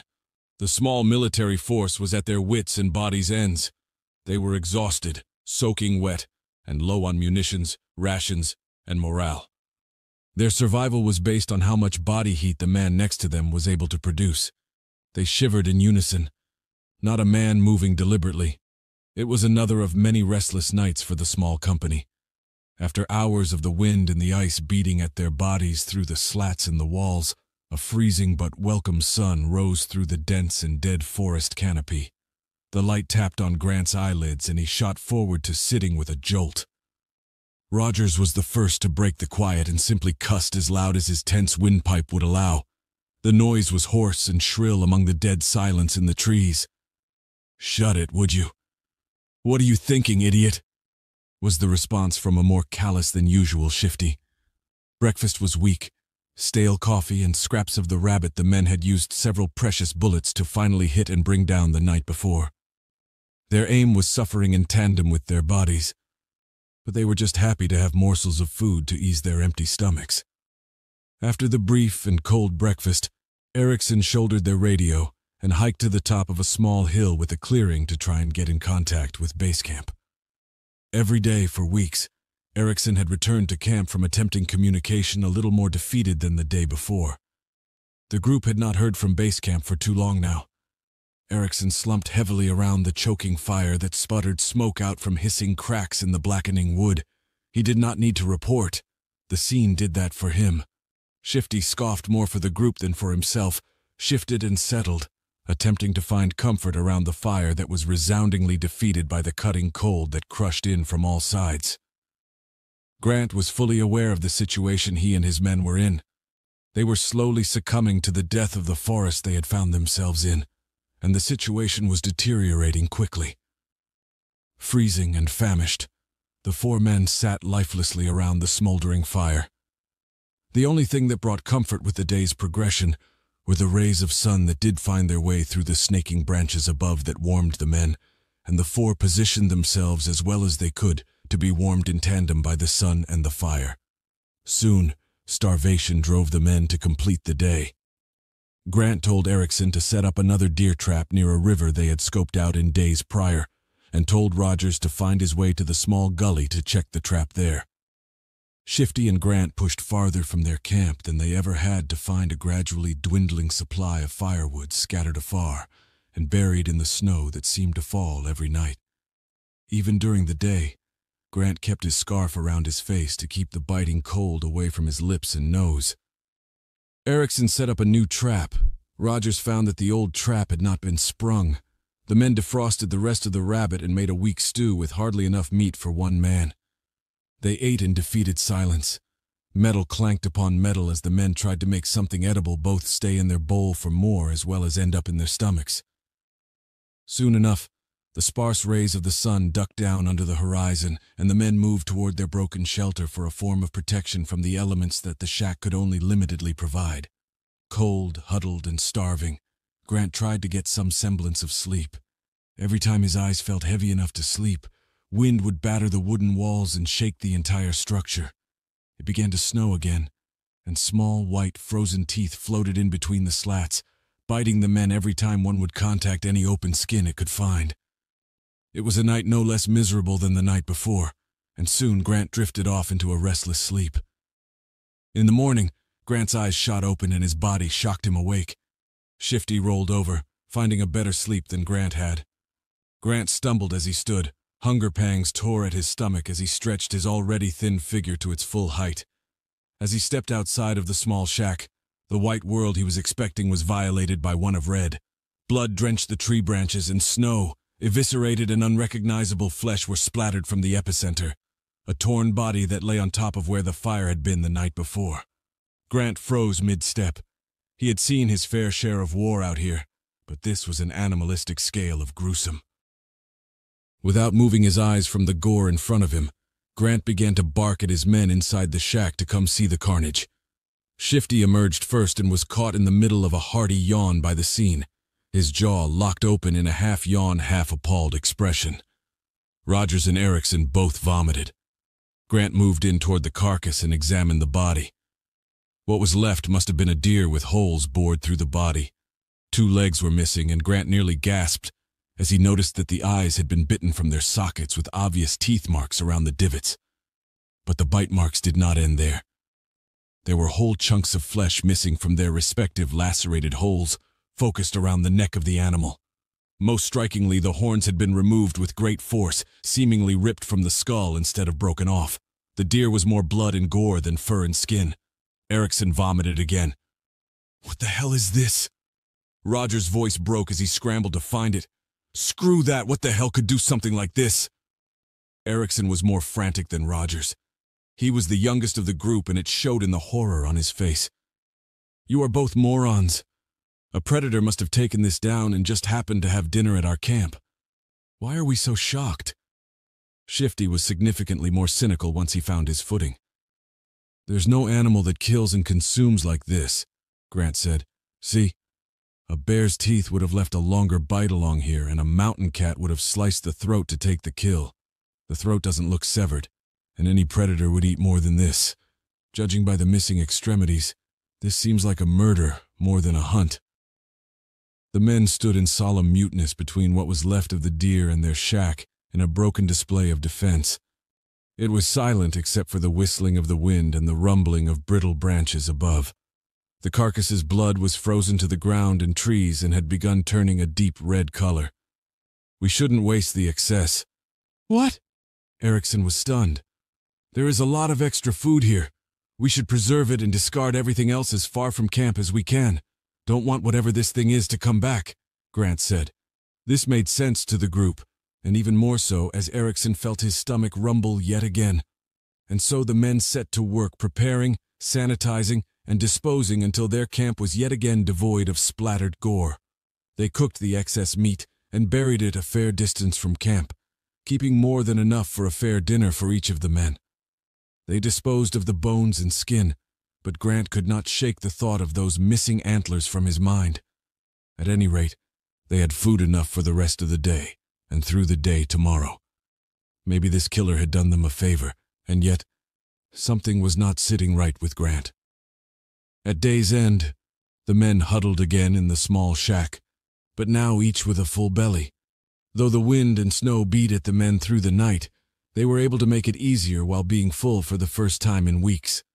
Each of the company slept as well as they had that night. In the morning, Grant jumped awake again, startling himself to a sitting position. After looking around a little longer, he rubbed his eyes and rose to exit the shack. By the time Grant had rekindled the fire, Shifty, Erickson, and Rogers had all awoken and come out to enjoy the slowly diminishing supply of deer meat that had been so graciously given to them. Erickson rose. He shouldered the radio and hiked to the top of the nearby hill for his daily dose of disappointment. He dropped the set and pulled the antenna and repeated, "Base camp, do you copy base camp?" defeatedly into the microphone. "Base camp, do you copy base camp?" Erickson dropped his head between his knees when a static began to crackle over the microphone. Where are... Copy? Erickson's legs excitedly slipped out from underneath him and he fell on his back. He scrambled to his feet and began yelling into the microphone. "Base camp! We hear you, base camp! We need immediate evacuation. Good, hear you too. Are too thick, so your company needs 22 kilometers west. We can evac. There, try to find... Communication point is hard." The message was broken but overflowing with hope. Erickson shouldered the radio and scrambled back down the hill to report the good news. The men packed what little supplies they had, unearthed the small amount of deer meat left underground, and set off west. Going was slow. The snow that seemed to never melt here was up to the men's thighs. Each man took a turn in the front to clear the snow, rotating through to conserve energy for the group as a whole. Being at the front of the caravan was exhausting, but between the 4 tired but able-bodied men, it was not impossible. When the sun began to set in front of them over the horizon, they went out of their way to find shelter. Shifty called out when he found a small overhanging rock that could accommodate the four of them. Grant, Erickson, Rogers, and Shifty all pushed themselves inside of the small cave. Grant distributed the remainder of the deer meat. It had lasted less than he had anticipated, and he found himself going to bed hungry that evening, as did the other men. Morning found them shivering, and Grant startled awake. Without a wall for their shelter, the frozen wind beat in from that side. The men had put the legs of their sleeping bags toward the opening, but it did not help. The three men shifted outside of their shelter. Grant looked around. Erickson moved with Rogers to collect firewood, a chore they had neglected to do the night before. Suddenly, Shifty's absence was a glaring presence among the men, and they all froze where they stood. Grant daringly called out, "Shifty!" and was met with no response. Not even the wind rattled the branches in the trees above, and the silence was heavy. Grant, matching the silence, whirled around and checked Shifty's sleeping bag. It looked like it had been opened with the zipper as opposed to torn open, but Grant felt a knot of dread welling up inside his gut. Erickson was the most panicked, and his haggard breathing began to become a gulping swallow. Grant motioned to the others to arm themselves. Erickson shook himself and grabbed his handgun. Rogers found 2 pairs of tracks leading outside of camp, and the men did not have to search far. Shifty, or what was left of him, lay in a small clearing crumpled in half. This time, all 3 men vomited. Grant then went out of his way to wrap his scarf around his mouth and nose and moved in to look at what had happened. Shifty had the same wounds as the deer from nights before. His body was folded at the base of his spine, and bite marks that ripped through his clothes showed the muscle underneath. Scratches covered Shifty's body from head to toe, and there seemed to be some holes in the body that were not bite marks, as if he were stabbed with a blunt broom handle. The most noticeable aberration were Shifty's eyes, or lack thereof. Teeth marks lined his brow and cheekbone, as if the assailant had dragged their jaw over the eyes to remove them. Grant felt himself heave and stumbled backward to a standing position without letting his eyes move away from Shifty's corpse. "Sir, do those look like predator bite marks or like—" Erickson did not have to finish his sentence. Telltale flat marks from incisors were all too indicative that this attack was human, not bear or cat. Realization hit the group like a wave, and they banded together naturally back to back to survey their surroundings. There were no tracks that lead away from the scene, nothing to ascertain the size or quality of this attacker. The men quickly dug a small hole to bury Shifty. Grant wanted to do it with honor, but Rogers wanted to keep any scent off of them as much as they could. Keeping in formation, Grant, Erickson, and Rogers moved back to where they had set camp the night before. Grant smothered the fire with a generous pile of snow, trying to choke out the smoke as much as he could. They gathered their things and left that place without even eating, simply leaving all of Shifty's gear under the rock except for his firearm, which a paranoid Erickson collected. They moved quickly among the silent woods, each taking a turn at the front of the convoy to break the snow for the others. The silence was beating in on the men. There was not a bird in the trees or a crackle of branches from the wind. If the men wanted sound, they had to make it themselves, and even that was hushed by the snow that surrounded them. The men hiked the whole day without eating, driven by terror and wonder alike. At nightfall, they found 2 trees that had fallen over each other and used them to make a small shelter. "We should have someone watch out in shifts over the evening," Rogers said. It was from a place of terror, but it made sense to the other men, and so when the darkness of the night crept upon their makeshift shelter, Erickson was the first to stay the night awake on watch.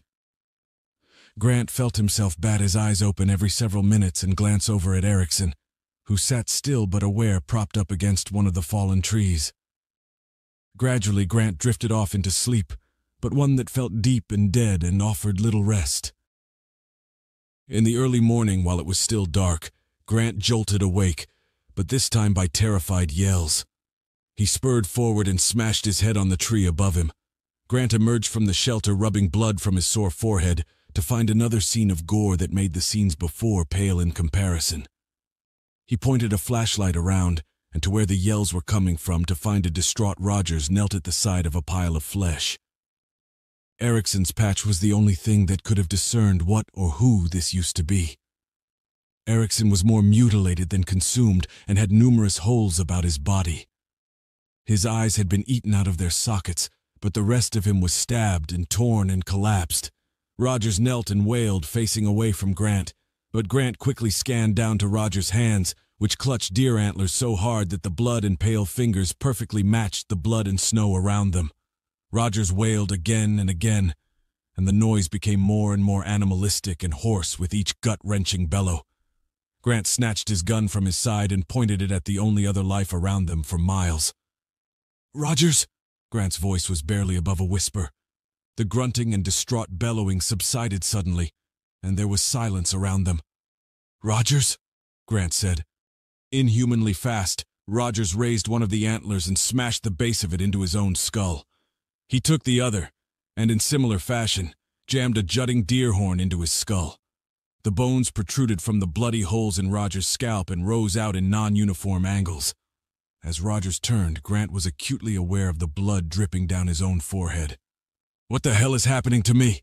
yipped Rogers, but his smiling eyes and mouth bore a vastly different expression to the tone of his voice. There was flesh between his teeth, and blood ran down the sides of his open-mouthed smile. The lifeless eyes that stared into Grant through narrowed slats seemed excited at the terror unfolding. "I'd run if I were you."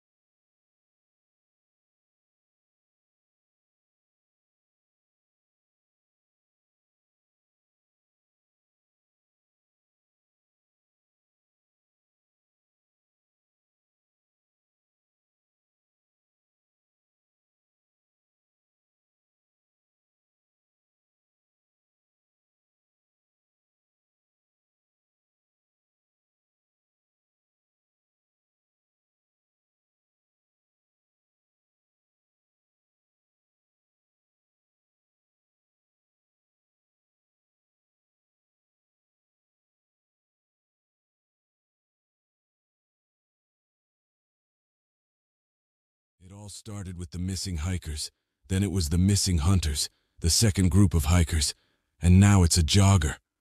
They couldn't find any of the others. Ted didn't have much faith that they would find this lady either.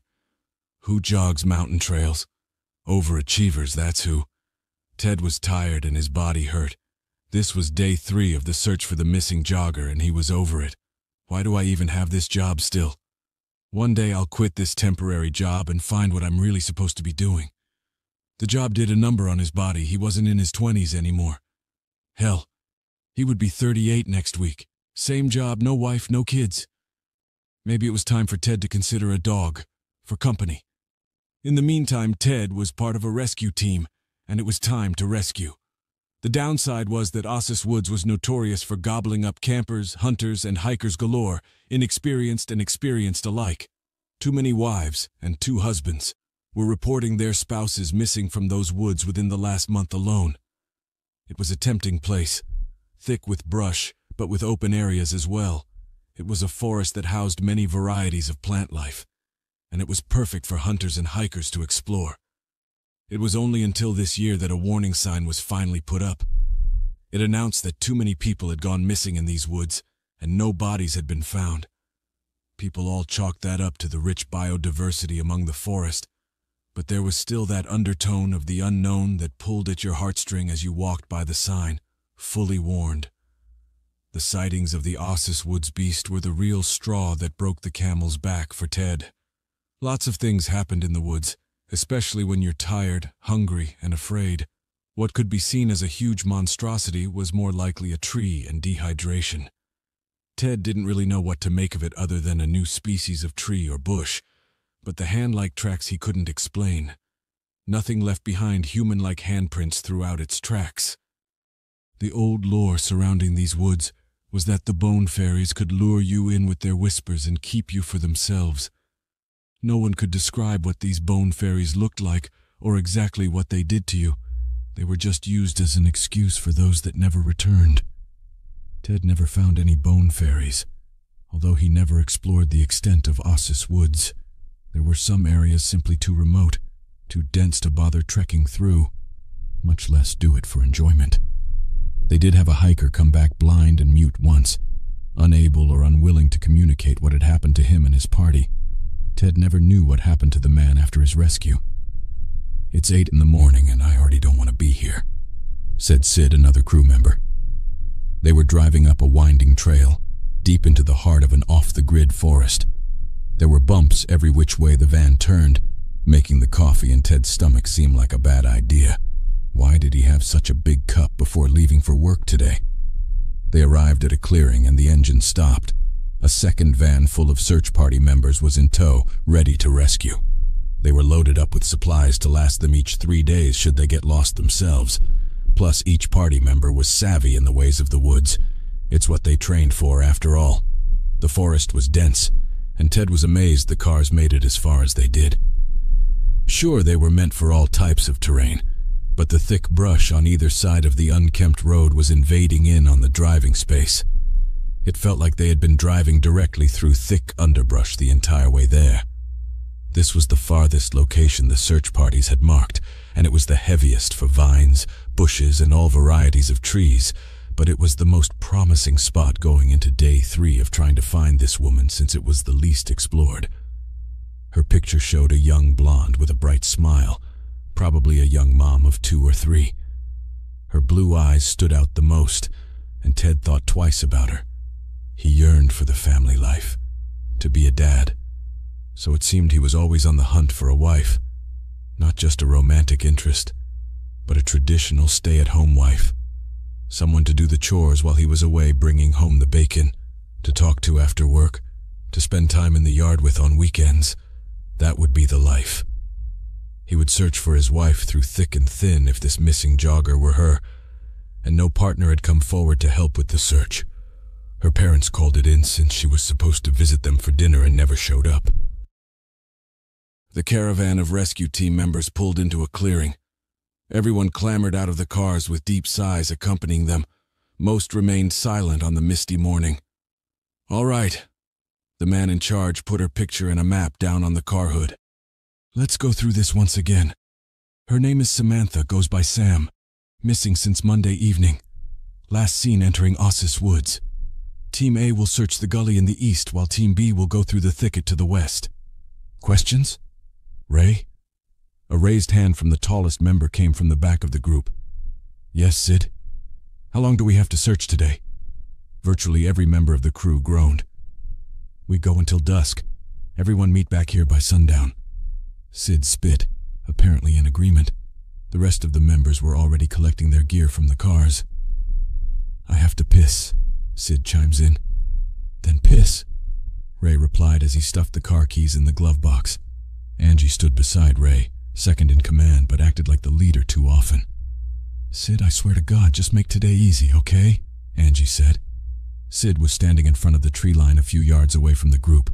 "What does that even mean?" he shouted back at her. "Ange, just let it go," Ray said, still staring at the map, pen cap in his mouth.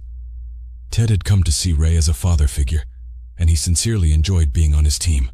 Ray cared for the group just as he cared for every missing person or rescue they went on. Ted knew that if he ever was in a life-threatening situation that he could count on Ray. The man was a workaholic, and that was enough for Ted to respect him, but seeing him in action was another story entirely. You couldn't let his age fool you. The pepper-haired, mild-mannered man with dad jokes could climb, lift, dig, you name it. He wasn't just an asset to the team. He was a necessity. "I don't want to be the one chopping down shit on the first go again," Sid said. "Don't worry," Angie replied. "We won't count on you for much." "You shouldn't let him get to you like that," Dan chimed in. "It's not worth the negative energy." He was kneeling on the ground, spreading out the contents in his pack to review. His supplies were mainly medical, but he always carried the odds and ends like fishing hook and wire, a lighter, and other survival items recommended for every bushwhacker. Angie smiled when she caught the faintest whiff of weed while Dan was doing an inventory of his backpack. Truly a medicine man. Team B was composed of Ray, Angie, Sid, Dan, and Ted, the team known for their daring searches and high-risk rescues. Angie set to work checking her supplies, ensuring everything was in its place and accounted for before leaving. She was the swimmer for Team B. Ray was in charge, Sid was the best climber of the group, Dan was the Zen medic, and Ted was the hunter-tracker. Years of hunting as a teenager and young adult had earned him the right to be wildlife management. Ergo, Ted held the shotgun and dealt with the animals. "These bugs will be the death of me," Sid said, swatting at the flies buzzing around his head. He slapped at his arm, apparently killing one, judging by the disgusted frown on his face. The buzzing of flies was only missing the chirping of frogs in the woods, but the insects were annoying in their own right. The mud certainly wasn't going to make today any easier. Ted was sure to wear the best hiking boots, but no amount of high-end boot work can prevent your boot from being sucked into the earth with each step. Because of this, it took extra effort just to walk, a burden they didn't need. The woods were still soaked from the downpour, leaving little room for dry patches to rest. The dampness of the forest floor only brought out more bugs and worms to get in the way. Rain always hindered a search and rescue. The sun was still trying to peek through the clouds to give them reprieve from the musk of the woods, but to little avail. They would have to hike through damp, thick brush to find what they believed was a body at this point. It was just reality. Few people were savvy enough to make it in the woods for 3 days without supplies. That was just a sad fact. Ted held very little hope for finding her at all, let alone alive. He was certain they were looking for a dead body. Sid swatted at bugs flying around his head. Time to load up on the big spray. He pulled a can from his backpack, took a deep breath, and covered himself with the spray. Team A was already making their way down a clearing along the tree line. Angie was clearly anxious to not be beaten, speed-packing her various hiking supplies back into her pack, Dan following suit with his own supplies. Annoyed, Angie glanced towards Sid, who was eating a protein bar and staring at his fingernails. Ted was ready and waiting as usual, and Ray was busy gathering north from south, choosing which path to take. From deep within the forest came a screeching that pierced the ears of every member there. It was a mix between an owl's screech and a bear roaring, and it stopped the rescue teams from their tasks. Everyone looked at the tree line before them. No one said anything. Ted noticed the birds stopped chirping for a moment, the buzzing of mosquitoes disappeared, and the wind picked up. Each member from Team A down the clearing to Team B felt the chill run down their spines, the hairs stand on end, and their heart rates increase. No one could identify the sound, although Ted wouldn't admit to it. The thought of being alone in the woods with an unknown potential threat made Ted's ears ring. Tinnitus was a bitch, but so was his job. "So, are we just ignoring that?" Sid commented. "Yes," Ray replied. "We have someone to save, and we have a hunter on hand with a gun. Now get your gear and get to work. We'll start down this way, folks," Ray said. He was pointing in the direction of tall grass and thin trees, all of which needed to be hacked through. Ted would take the first round since Sid made it clear he would not. "Down that crap trail? Are you serious, Ray?" Sid asked. "I don't want to hear it, Sid," came Ray's reply. Ted smiled, smacked Sid on the back, and followed after Ray, machete in hand. The birds had returned, as did the singing of insects. The wind died down, but still, the sun just couldn't make its way through the cloudy morning. It wasn't far down the trail when they found the body of a raccoon. Angie found it. "Hey, you guys, come see this!" she shouted behind a large bush. Its fur was matted and bloody, its body was torn to shreds, and its head was gone. What the fuck?" said Angie to herself. It appeared that most of the bones had been pulled out. The skin had been peeled away, exposing the innards of the mangled raccoon, and one bone from a leg protruded out into the sky as though it were a landmark. Blood pooled on the forest floor surrounding the body, thickening the air with the smell of iron and sweat. The black and white stripes on the raccoon's tail were the only identifiable markers. Flies surrounded the body, maggots already making the remains their new home. "Okay, that's messed up," said Sid. Ray, what do you think? Ray came around the corner to see the spectacle. He said nothing, drawing nearer to the pile of meat and bones. Bending down, he came face to face with the mass, the smell wafting up his nose. Ted, Ray said, without taking his eyes off of the raccoon. What do you make of this? I say don't touch it and move on, that's what I say. Angie kicked in. Ted walked by her and knelt down near the body. Using a stick, he moved the pieces around, carrying some intestines out of the pile for all to see. Dan came up close behind, more intrigued than disgusted. Whatever it wasn't hungry, said Dan. It?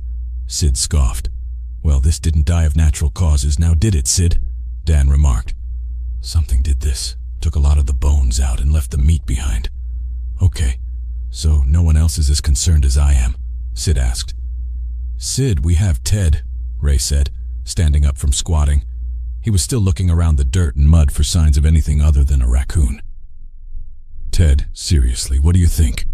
Ray asked as he finally stood up. Ted put his hand to his mouth, deep in thought.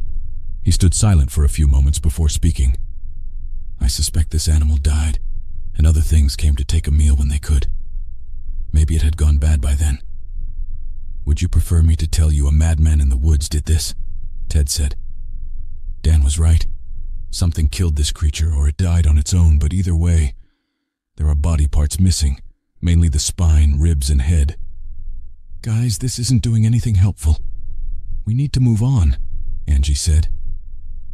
Ted walked over to Sid and offered him the machete, who glared at the offering. He crossed his arms, not yet accepting the blade. It's your turn, and besides, it will keep you safe, right? Ted smirked. Sid took the machete, glanced down at the mangled mess of raccoon, and started clearing a path from where they left off. Angie was close behind, ready to put distance between herself and the curious death. Despite having the stomach for handling some serious injuries in the wilderness, she had little stomach for what she saw as gore. She once came home from school to find her cat died. She hopped off the bus without thinking anything of it, went to get the mail, and noticed something on the road when she turned around. Felix had been run over, his guts squished up out of his body, and blood was spattered in all directions on the pavement around him. The pile of raccoon leftovers reminded Angie of that memory, and she felt sorry for the poor thing. She only hoped it was dead before it was skinned. Ray was distracted as he followed close behind Dan and Angie. He was more curious than afraid. His biggest fear was not being able to find the missing jogger. Too many people had gotten lost up here recently, and strange things in the woods like finding mutilated animal bodies were becoming concerning. First the missing people, then the sightings, and now to hear weird screeching and then find this raccoon. He didn't know what to make of it. He was leaning on Ted for this. Wait, where was Ted? Ray had been following Angie and stopped long enough to glance around and see Ted standing over the dead raccoon, staring into the woods. Ted? No response. Ted didn't even flinch at the sound of his name. He was distracted by the big white eyes staring back at him through the brush. At least that's what it looked like. Ray walked over to him and rested his hand on his shoulder. Hey man, Ray said. What's up? Ted couldn't look the man in the eye. He couldn't turn his gaze away from the white round objects that appeared to be looking at him. He could even see the veiny details in the corners of the eyes. They were nestled in white fur, but Ted couldn't see beyond that. The woods were too thick. Ted, Ray insisted. What's wrong? He looked towards where Ted was staring, but apparently couldn't see the spectacle. Ted raised his arm and pointed at the eyes, but still, Ray saw nothing. There's nothing there. Ray patted Ted on the shoulder. We need to get moving. He turned to walk away when he heard rustling in the bushes where Ted had been staring. His stomach immediately dropped, and his heart picked up. He whipped back around expecting trouble, but instead, Ted hadn't moved and nothing had appeared. Ted? Ray was officially freaked out. What did you see? Ted didn't move his gaze from the bushes, but there was only silence to accompany him. Whatever it was had left them alone for the time being. There was no scent of a beast in the air, nor did the sound of bugs flying about hit Ray's ears. There was a weird echo of nothing ringing off of the rocks of the woods. I think I think I saw a sick owl, Ted finally spit out. He dropped his glare into the bushes and made his way towards Ray with his head down, not making eye contact as he passed him. Ray grabbed him by the arm as he walked by. Teddy, Ray stated firmly, forcing Ted to look him in the eye. What did you see? Ted paused a while before finally saying something. I thought I saw a pair of white eyes staring back at me, he said, feeling like a child saying he saw the boogeyman. So? Could have been albino or something. Ray played devil's advocate. Albinos have red eyes, Ray, and that's not what I meant. I mean, there wasn't any iris or color anywhere. It was just a pair of cloudy white eyes. Okay, so you saw weird eyes, Ray said. Yeah, but I saw them at about 8 feet up in the air, Ray, Ted replied, jerking his arm away to freedom. He continued walking down the path while Ray looked back at the brush where the eyes had been. So it must have been an owl sitting on a branch, Ray confirmed, catching up to Ted. Sure, Ted said, except there aren't any trees there, just thicket. Without glancing back at the brush, both moved on in silence. The search continued deep into the afternoon. The sun was high above but still hidden by a thin layer of cloud cover. A woodpecker overhead had the team searching the trees for a sight of it. Instead, Angie found a species of fern she adored. I need to take a cutting back and try to cultivate this, she said excitedly. She knelt down near the plant, plopping her pack beside. The group trekked on, Dan lingering behind for her. Ange, you must have a whole forest at home by now, he said. Yeah, you would think, but I keep killing them, she chuckled. She poked a few clippings into her pack and ran up to Dan.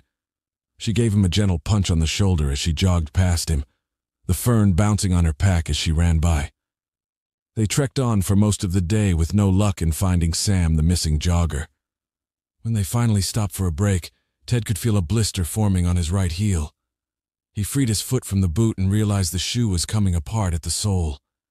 He hadn't felt the mud enter the boot yet, but the dampness had made its way to the inside, making Ted's sock wet. The constant friction of the materials rubbing against one another was sure to cause a blister, and Ted felt it starting. Great, I got a sliver in my finger, Sid complained. He plopped down in front of a tree and started chugging his water. Pulling his pack beside him, he dug through it with one hand. The other he held in the air, the sliver. Angie sat down on a log near Ray, both of them going for their water bottles and protein bars. Sid hadn't seen Dan approach, but there was he, offering him tweezers. I can do it for you if you would like, Dan offered. Sid took the tweezers from his hand, not offering a thank you or even a no thank you. That's when Ted noticed the awkward silence surrounding them all. You guys hear anything? Ted asked. Everyone stopped what they were doing to look around their makeshift campsite for signs of trouble. Sid was the only one not distracted by the silence, staring at his finger instead. I hear water where there shouldn't be any, Ray commented. No, Ted shook his head. I mean, there aren't any birds chirping or crickets or flies or anything. Well, I got bug spray on, Sid said. Yeah, glared at him. But I mean, there aren't even bugs around right now making noises. It's like the whole forest just went quiet. Each member of the group made eye contact with the other. Aside from hearing the running water that Ray had mentioned, there weren't any signs of life. What's with the water? Angie asked Ray. Well, there aren't any rivers or creeks noted on the map here, so we shouldn't be hearing running water, Ray replied. At the very least, water is an attention grabber, so I suggest we check it out. The group stayed quiet, Sid picking at his finger with tweezers, Angie noticing how little bottled water was left, and Ted squeezing the dampness out of his sock. Dan took the opportunity to smoke and relax. No one else partook, but no one cared that Dan did. Everyone smoked these days, and if it helped their medics stay calm and level-headed, then fine. Ray gave a deep sigh, stood up and stretched, and started walking around a large set of bushes. Where are you going? Angie called after him. I won't be gone long, and I'm not going far. I'm just checking out the water sound, he called back. Angie visibly slumped back, dissatisfied that the man couldn't sit still for long. It wasn't good for him not to be resting now and again. He needed the breaks just as much as the rest of them, and she couldn't tell if it was his dedication or curiosity energizing him. Ted could sense Angie was frustrated with Ray, and he threw a granola bar that landed directly in her lap. She glared back at him while he grinned like a dumbass, proud of himself for at least trying to make her smile. He stood and followed Ray. It would give Angie some comfort knowing Ted was there with him. He passed through the bushes, opening up to a small clearing surrounded by dense foliage. There was a very small creek running down the side of the mountain, and it stopped directly in the center of the clearing where a hole appeared. It was just large enough for a grown man to slip through. Ted knelt on his hands and knees to stick his head through the hole, flashlight in hand. "Careful there, Ted," Ray commented. The earth was still damp and it left room for the mud to give way at any moment. There wasn't much that Ted could see. The hole opened up to a large cave where the creek water ran down into what appeared to be a shallow pool. "Might be a cave system," Ted said. "Teddy," Ray called behind him. Ted lifted his head and followed Ray's voice. To the left of him, Ray was standing with his back facing Ted. As Ted stood, he realized Ray was standing over something big. He thought it was a dirty boulder at first, but as he made his way closer, he made out the silhouette of a deer. Its stomach was swollen and exposed. All of its organs were laying scattered on the ground around the body, but the weirdest part was the skin and bones. Much of the skin had been peeled back, like the raccoon, and many of the bones were missing, including the deer's head. The ribs and spine appeared to be the target as they were composed of most of the missing bones. From behind the thick bushes came Angie, followed by Sid, who was busy swatting at the mosquitoes buzzing around his head. So much for bug spray. "What did you find?" Angie was perky. She must have eaten. "A dead deer in a state much like that of the raccoon we found earlier," Ray replied. Angie and Sid walked up behind Ted and peered over his shoulder at the spectacle before him. This was a violent attack. Something killed this deer, ripped it to shreds, and left.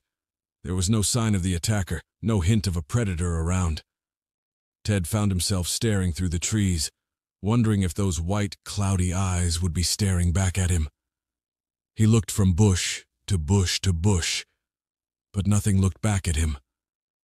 The forest had gone quiet again, and Ted half expected something to come running out of the woods at them, lunging with all its might.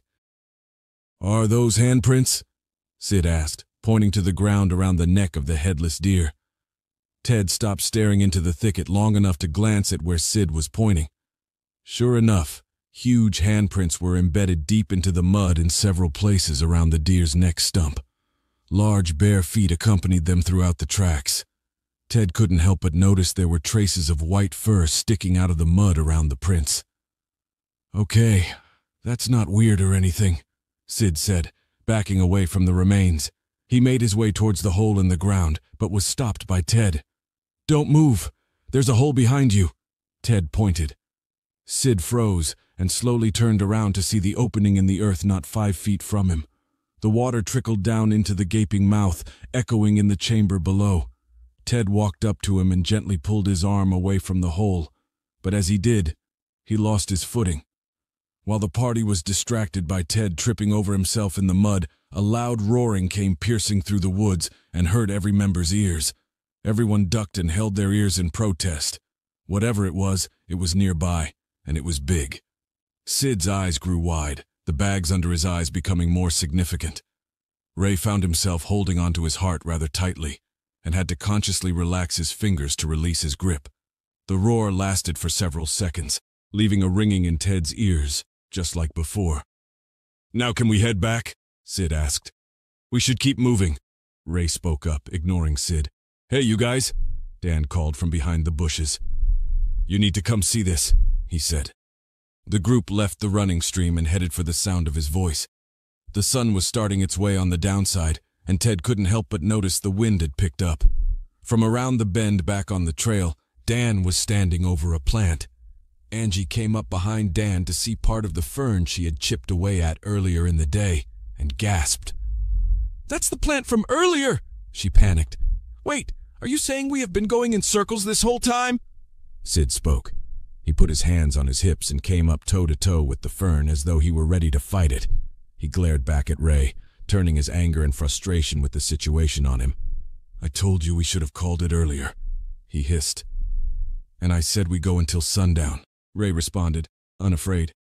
He walked up behind the group and came to the center. "This doesn't add up," he said as he unrolled the map from his pack. Angie sat on a large boulder, Dan close behind, digging through his backpack for water. "Well, now is the time to head back," Sid insisted. "We head back when Ray says we head back," Ted said sternly. Ray sat with the map in his lap and a confused look on his face. They couldn't have been going in circles. His throat seemed to close up, making it hard to breathe when he realized he couldn't pinpoint their location. "So where are we, boss?" Ted asked, kneeling down next to Ray. "This doesn't make any sense. We should be over the ridgeline by now and down into the thicket, but instead, there is running water and there are boulders everywhere." Ted felt the wind pick up and heard the rattling of branches crashing into one another among the trees and brush. That's when he saw movement within the bushes to his right. He didn't know what he saw, just the movement of the brush. Then to his left, he heard rustling. Shadows cast on the tree trunks from the canopy above. The sun had been able to peek through for just a moment, but soon it was hidden by cloud cover yet again. The movement and sounds of the bushes stopped, as did the crows that had been circling above. Branches moved back and forth in the wind, so Ted chalked it up to his own head. Had he really seen anything? The ringing in his ears returned, making the silence hurt his head. That's when he noticed there weren't any bugs flying around their heads, no woodpeckers pounding against the trees, no squirrels or chipmunks darting back and forth through the underbrush. "Something's wrong," Ted said, staring up into the trees. "Eh?" Ray was focused on the map in front of him. "It's too quiet. We need to keep moving." Ted walked over to Dan and lifted him up by the arm, insisting he get up.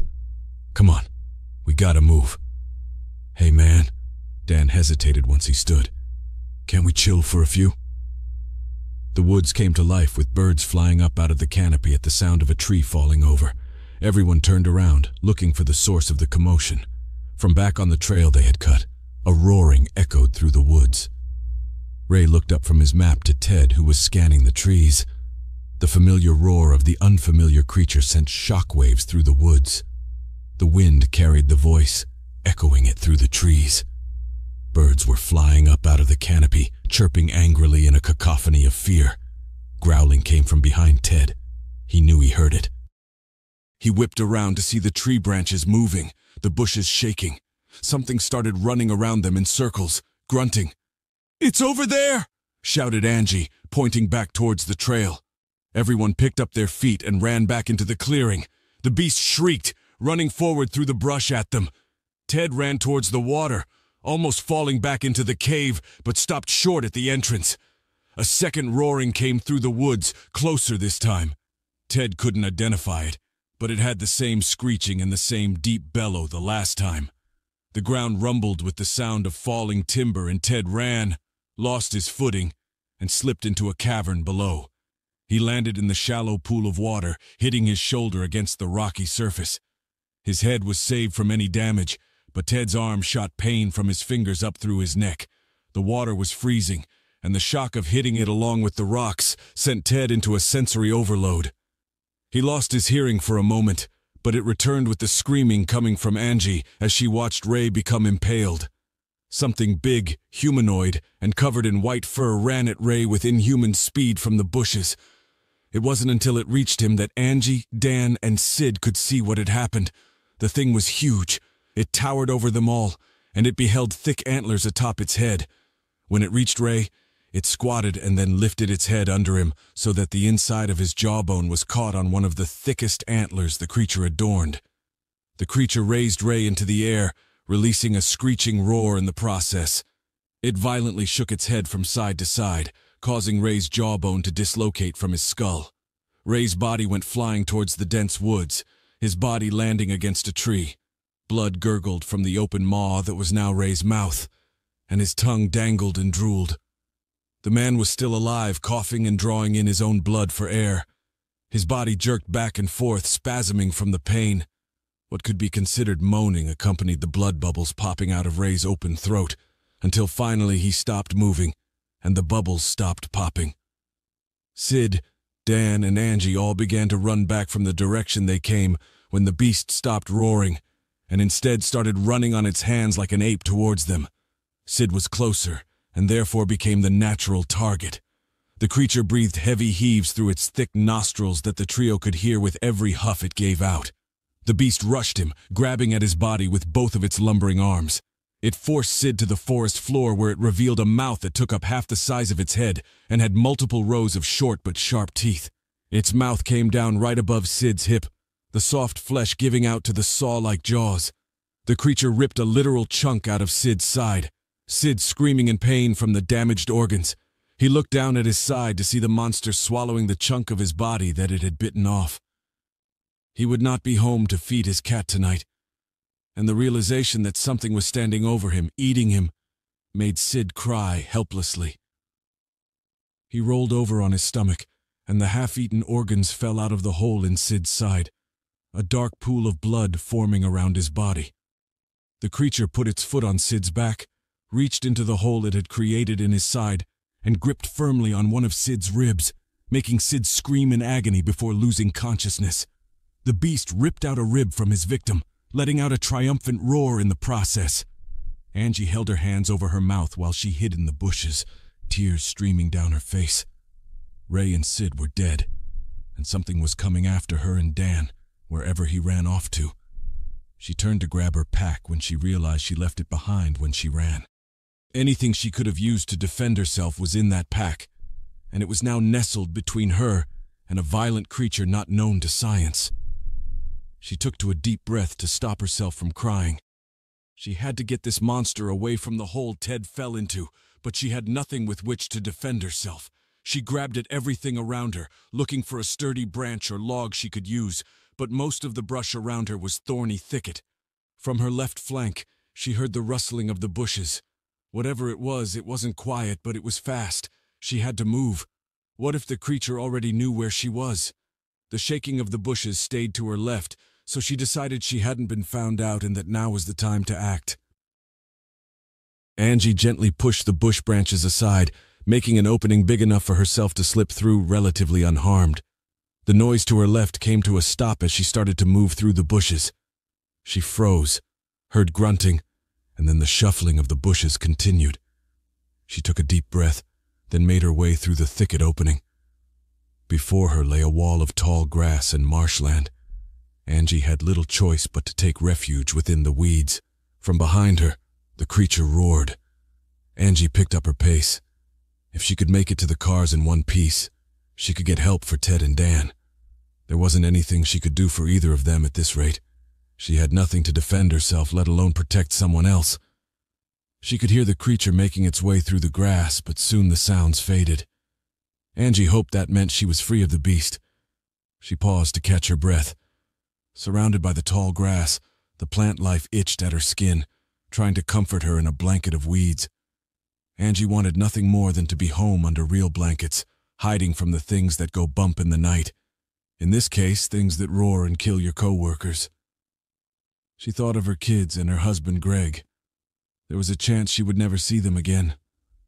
The rustling of the weeds picked up again. Angie held her breath, hoping a bird would jump in the air and fly by, but nothing came. Instead, the movement through the weeds came closer to her. She took a step back, her shoe getting caught in the mud momentarily. What would Greg do if he were here? She took another step backward, and the noise mimicked her. When she stopped, so did the movement. The moments felt like hours as the sweat beaded down her face. It wasn't a hot day. Her heart was just racing incredibly fast. Another step, another rustled of the grass and weeds. "Fuck this," Angie said to herself as she turned to run. From within the tall grass came the monstrous beast, stalking its prey and finally pouncing. It brought Angie down to the ground in one pounce. She could feel the scream building up in her throat but didn't get the chance to do so. The last thing she thought of before she died was the face of her husband, Greg. The beast opened its gaping mouth with rows of teeth and brought it down on Angie's face, ripping her skull in half in the process. It sawed back and forth as it tore Angie's face from her head. The white ape man sat atop his latest victim, chewing her teeth as though chewing on ice cubes. The crunch of the breaking bones between the monster's maw echoed throughout the woods, which were silent otherwise. The ringing in Ted's ears finally subsided. The high-pitched scream, presumably coming from Angie, had helped to pierce Ted's mind back into reality. Something was happening up above. He heard the attacks but didn't see anything. He didn't dare draw attention to himself, figuring any living member would return to check on him. He tried to gather his surroundings, but the cave was dark. The only light was that coming through the hole. After his eyes adjusted more to the darkness, he saw just how large the cavern was and realized he must have fallen a good 15 feet or more. There was a wall along one side of him where he fell through the hole, but he didn't see himself being able to tread up it in the mud. He stood up in the pool of water he landed in, the surface coming to his waist. The cold water soaked Ted's clothes, making them hug his skin, adding weight to an already heavy man. It was slippery below him, but the jagged rocks he had landed on gave enough tread under his boots for him to pull himself out of the shallow pond and up over a large boulder. As he lifted himself out of the water and over the rock, he came face to face with the rotting skull of a hunter. "Fuck!" Ted screamed, falling backward into the water once again. The jagged rocks at the bottom of the pond scratched Ted's back, pulling at his shirt and ripping at his skin. His head popped up out of the water, coughing and spitting up dirty cave water. He now had an obligation to see this through. He was a search and rescue crew member after all. Granted, there was no one to rescue except a severed head. "Calm down, Teddy," he said to himself. "It's just a head. Nothing you haven't seen before." Once again, he hiked himself up and over the boulder, facing the dead hunter once more. It was a relatively fresh head, as there was more skin and hair on it than not.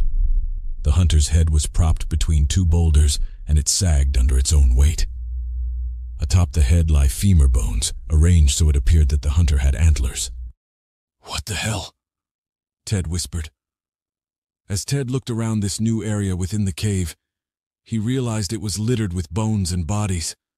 Hikers and hunters alike were piled over one another, their skin peeled away from their arms and legs, the bones there missing. The bodies all had their heads removed. The heads themselves were nestled in a far corner, lined up like ducklings in a row. Like with the hunter's head, these heads adorned bones atop their skulls as well, looking like a wall of heads and antlers made of bone. The cave walls sweat with rainwater, and Ted could smell the thick layer of blood in the air. From the right of the wall of heads came a clattering of bones. Ted froze. There was something else down here with him in the dark. He heard the crunching of bones beneath someone's feet. From out of the darkness came a small figure. It was Samantha, the missing jogger. Blood was encrusted all around her mouth and nose. She was shaking, her clothes dirty, her body weak. Sam whimpered as she unstuck herself from the wall she had hit against. She was covered in mud with slashes torn into the skin on her arms and legs. Her blood ran down her body and pooled in the murky cave water at her feet. She almost tripped while walking on a pile of bones toward Ted. "Sam," Ted finally spoke. The girl lifted her head at the sound of her name. Clumps of hair strung from her head down her face, sticking to the crusted blood. Her blue eyes stood out like diamonds among a pile of coal. Who are you?" she asked in a whisper. "I'm Ted. I'm part of a rescue team that's been on the search for you for 3 days now." "3 days?" she mumbled. "Yeah. I'm sure it's felt a lot longer than that out here," Ted said. He started walking toward her when her eyes widened, and she began to retreat back to the wall. Ted stopped walking forward, noticing this behavior. From above the ground, Ted heard the rumbling of thunder and the roaring of an unknown creature. Sam shrank against the wall at the sound of the monster's bellow. "The Bone Man, the Bone Fairies," Sam said to herself. "The what?" Ted looked up towards the hole.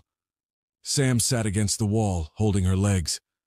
"Gotta hold him off," Sam mumbled as she started feeling her hands through the pile of bones in front of her.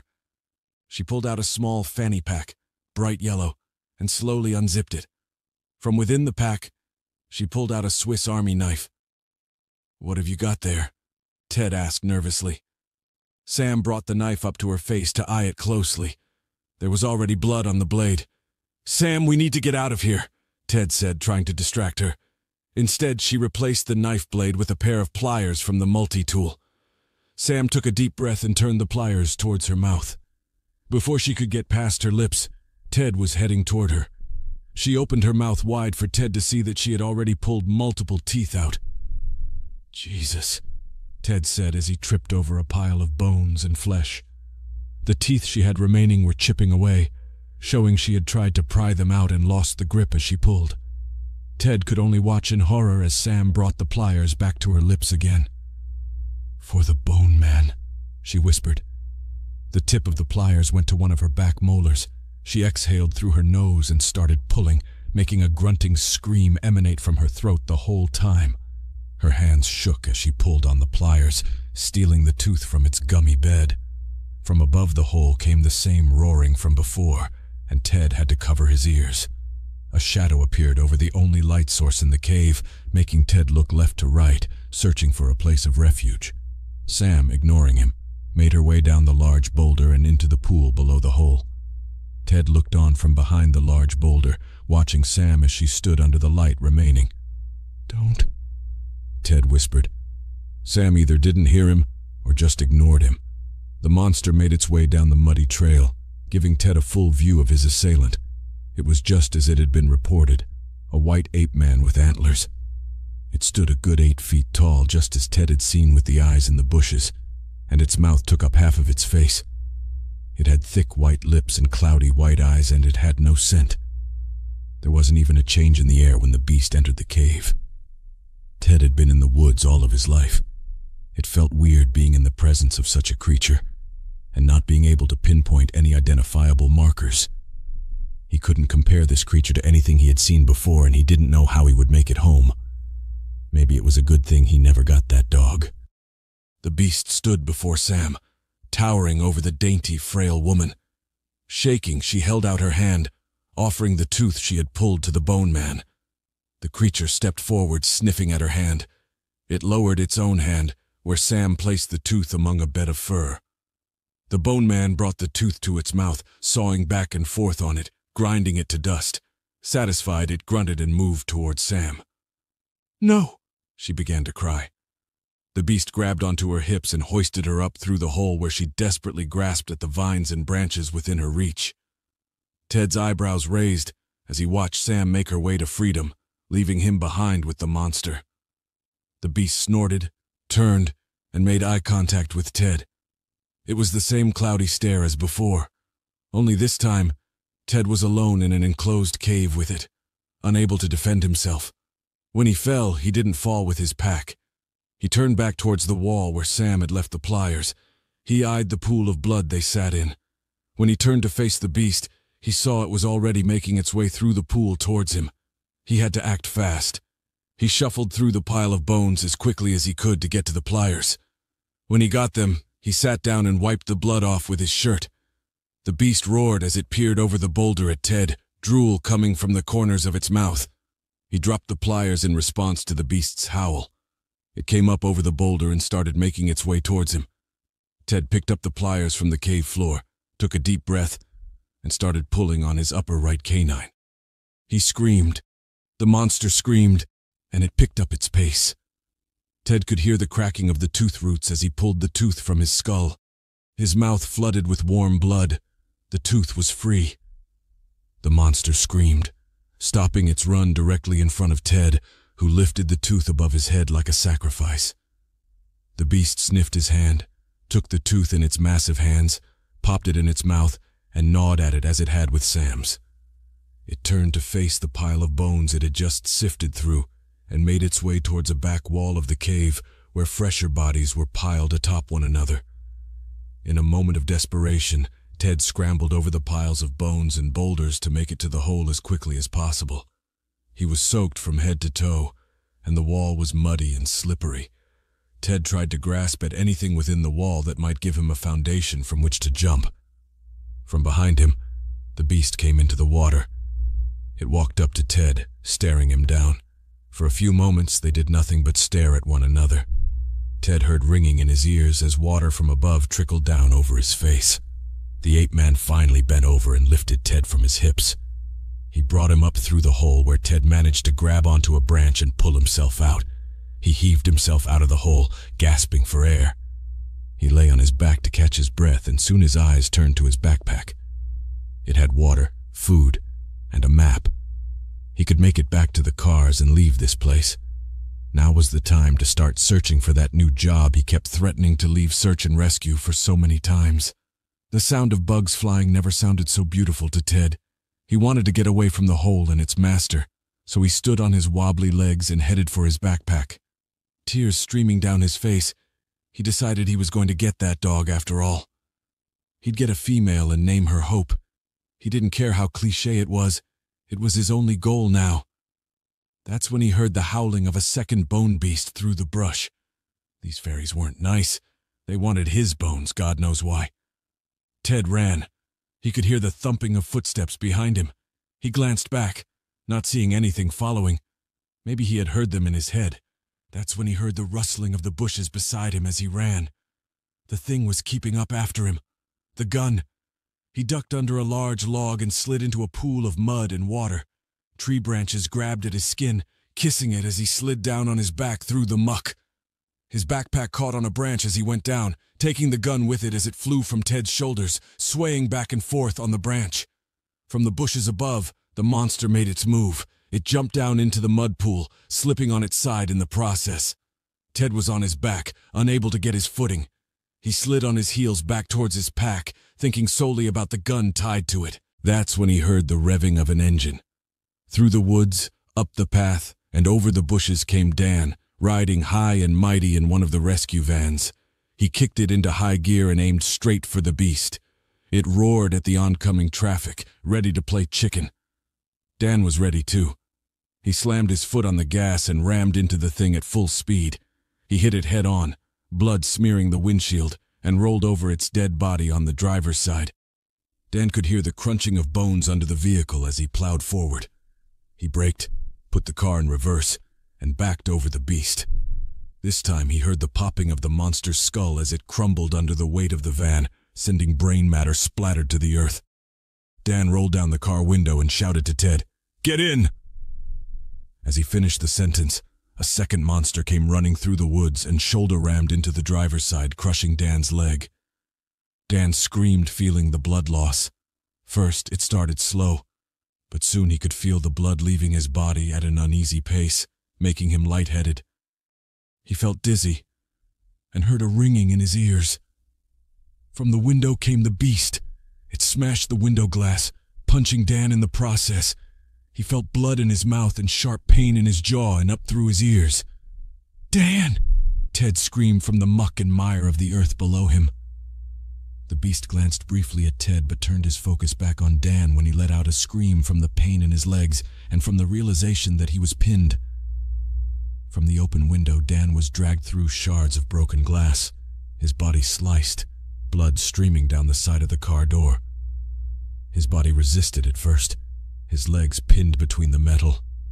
He screamed as the beast pulled him from the car, breaking his leg in an unnatural position. Tiny pieces of glass from the window embedded themselves into his skin, making the smallest muscle movement hurt. So when the beast dragged his body from the car, all Dan could do was screech in agony, arms flailing against the beast. "No!" he screamed. The creature dragged Dan towards the cave, lifting him up by one leg and hovering him over the cave. "Don't!" Dan shouted. He could survive the fall into the hole, but he didn't want to be dropped. His leg was surely broken and his body couldn't take much more. The bruising had already begun and the blood kept coming. He held his breath, ready to be dropped on his head into a pool of water below. The beast grunted and a shot rang through the woods, piercing Dan's ears. The monster let out a roar and dropped Dan. Ted stood in the clearing with the shotgun in hand, ready for the second round. Blood dripped down the creature's arm, staining its white fur bright red. It turned to face Ted. A crackling like that of bubble wrap being crinkled came from the beast's mouth. It dislocated its lower jaw, opening wide, revealing its rows of teeth, and letting out a bellow that shook Ted in his wet shoes. Its lower jaw hung slack, wide enough that it could swallow Ted whole. The monster's scream lasted for seconds that dragged on, echoing through the woods, scaring any wildlife away into their holes. The beast started making his way toward Ted. The thump of every step shook the earth. It rushed at him. "You sick!" Shotgun blast, twisted shotgun blast, fuck! With that, the last bullet had been spent, and the beast was beginning to trip over itself. Ted started to back away when he realized the 4 rounds hadn't taken the monster down, and he landed every one. The beast was almost to him. Ted backed into the bushes and up against a tree as the beast fell forward over itself and landed flat on its face just a few feet from Ted. It was still alive, getting on all 4s.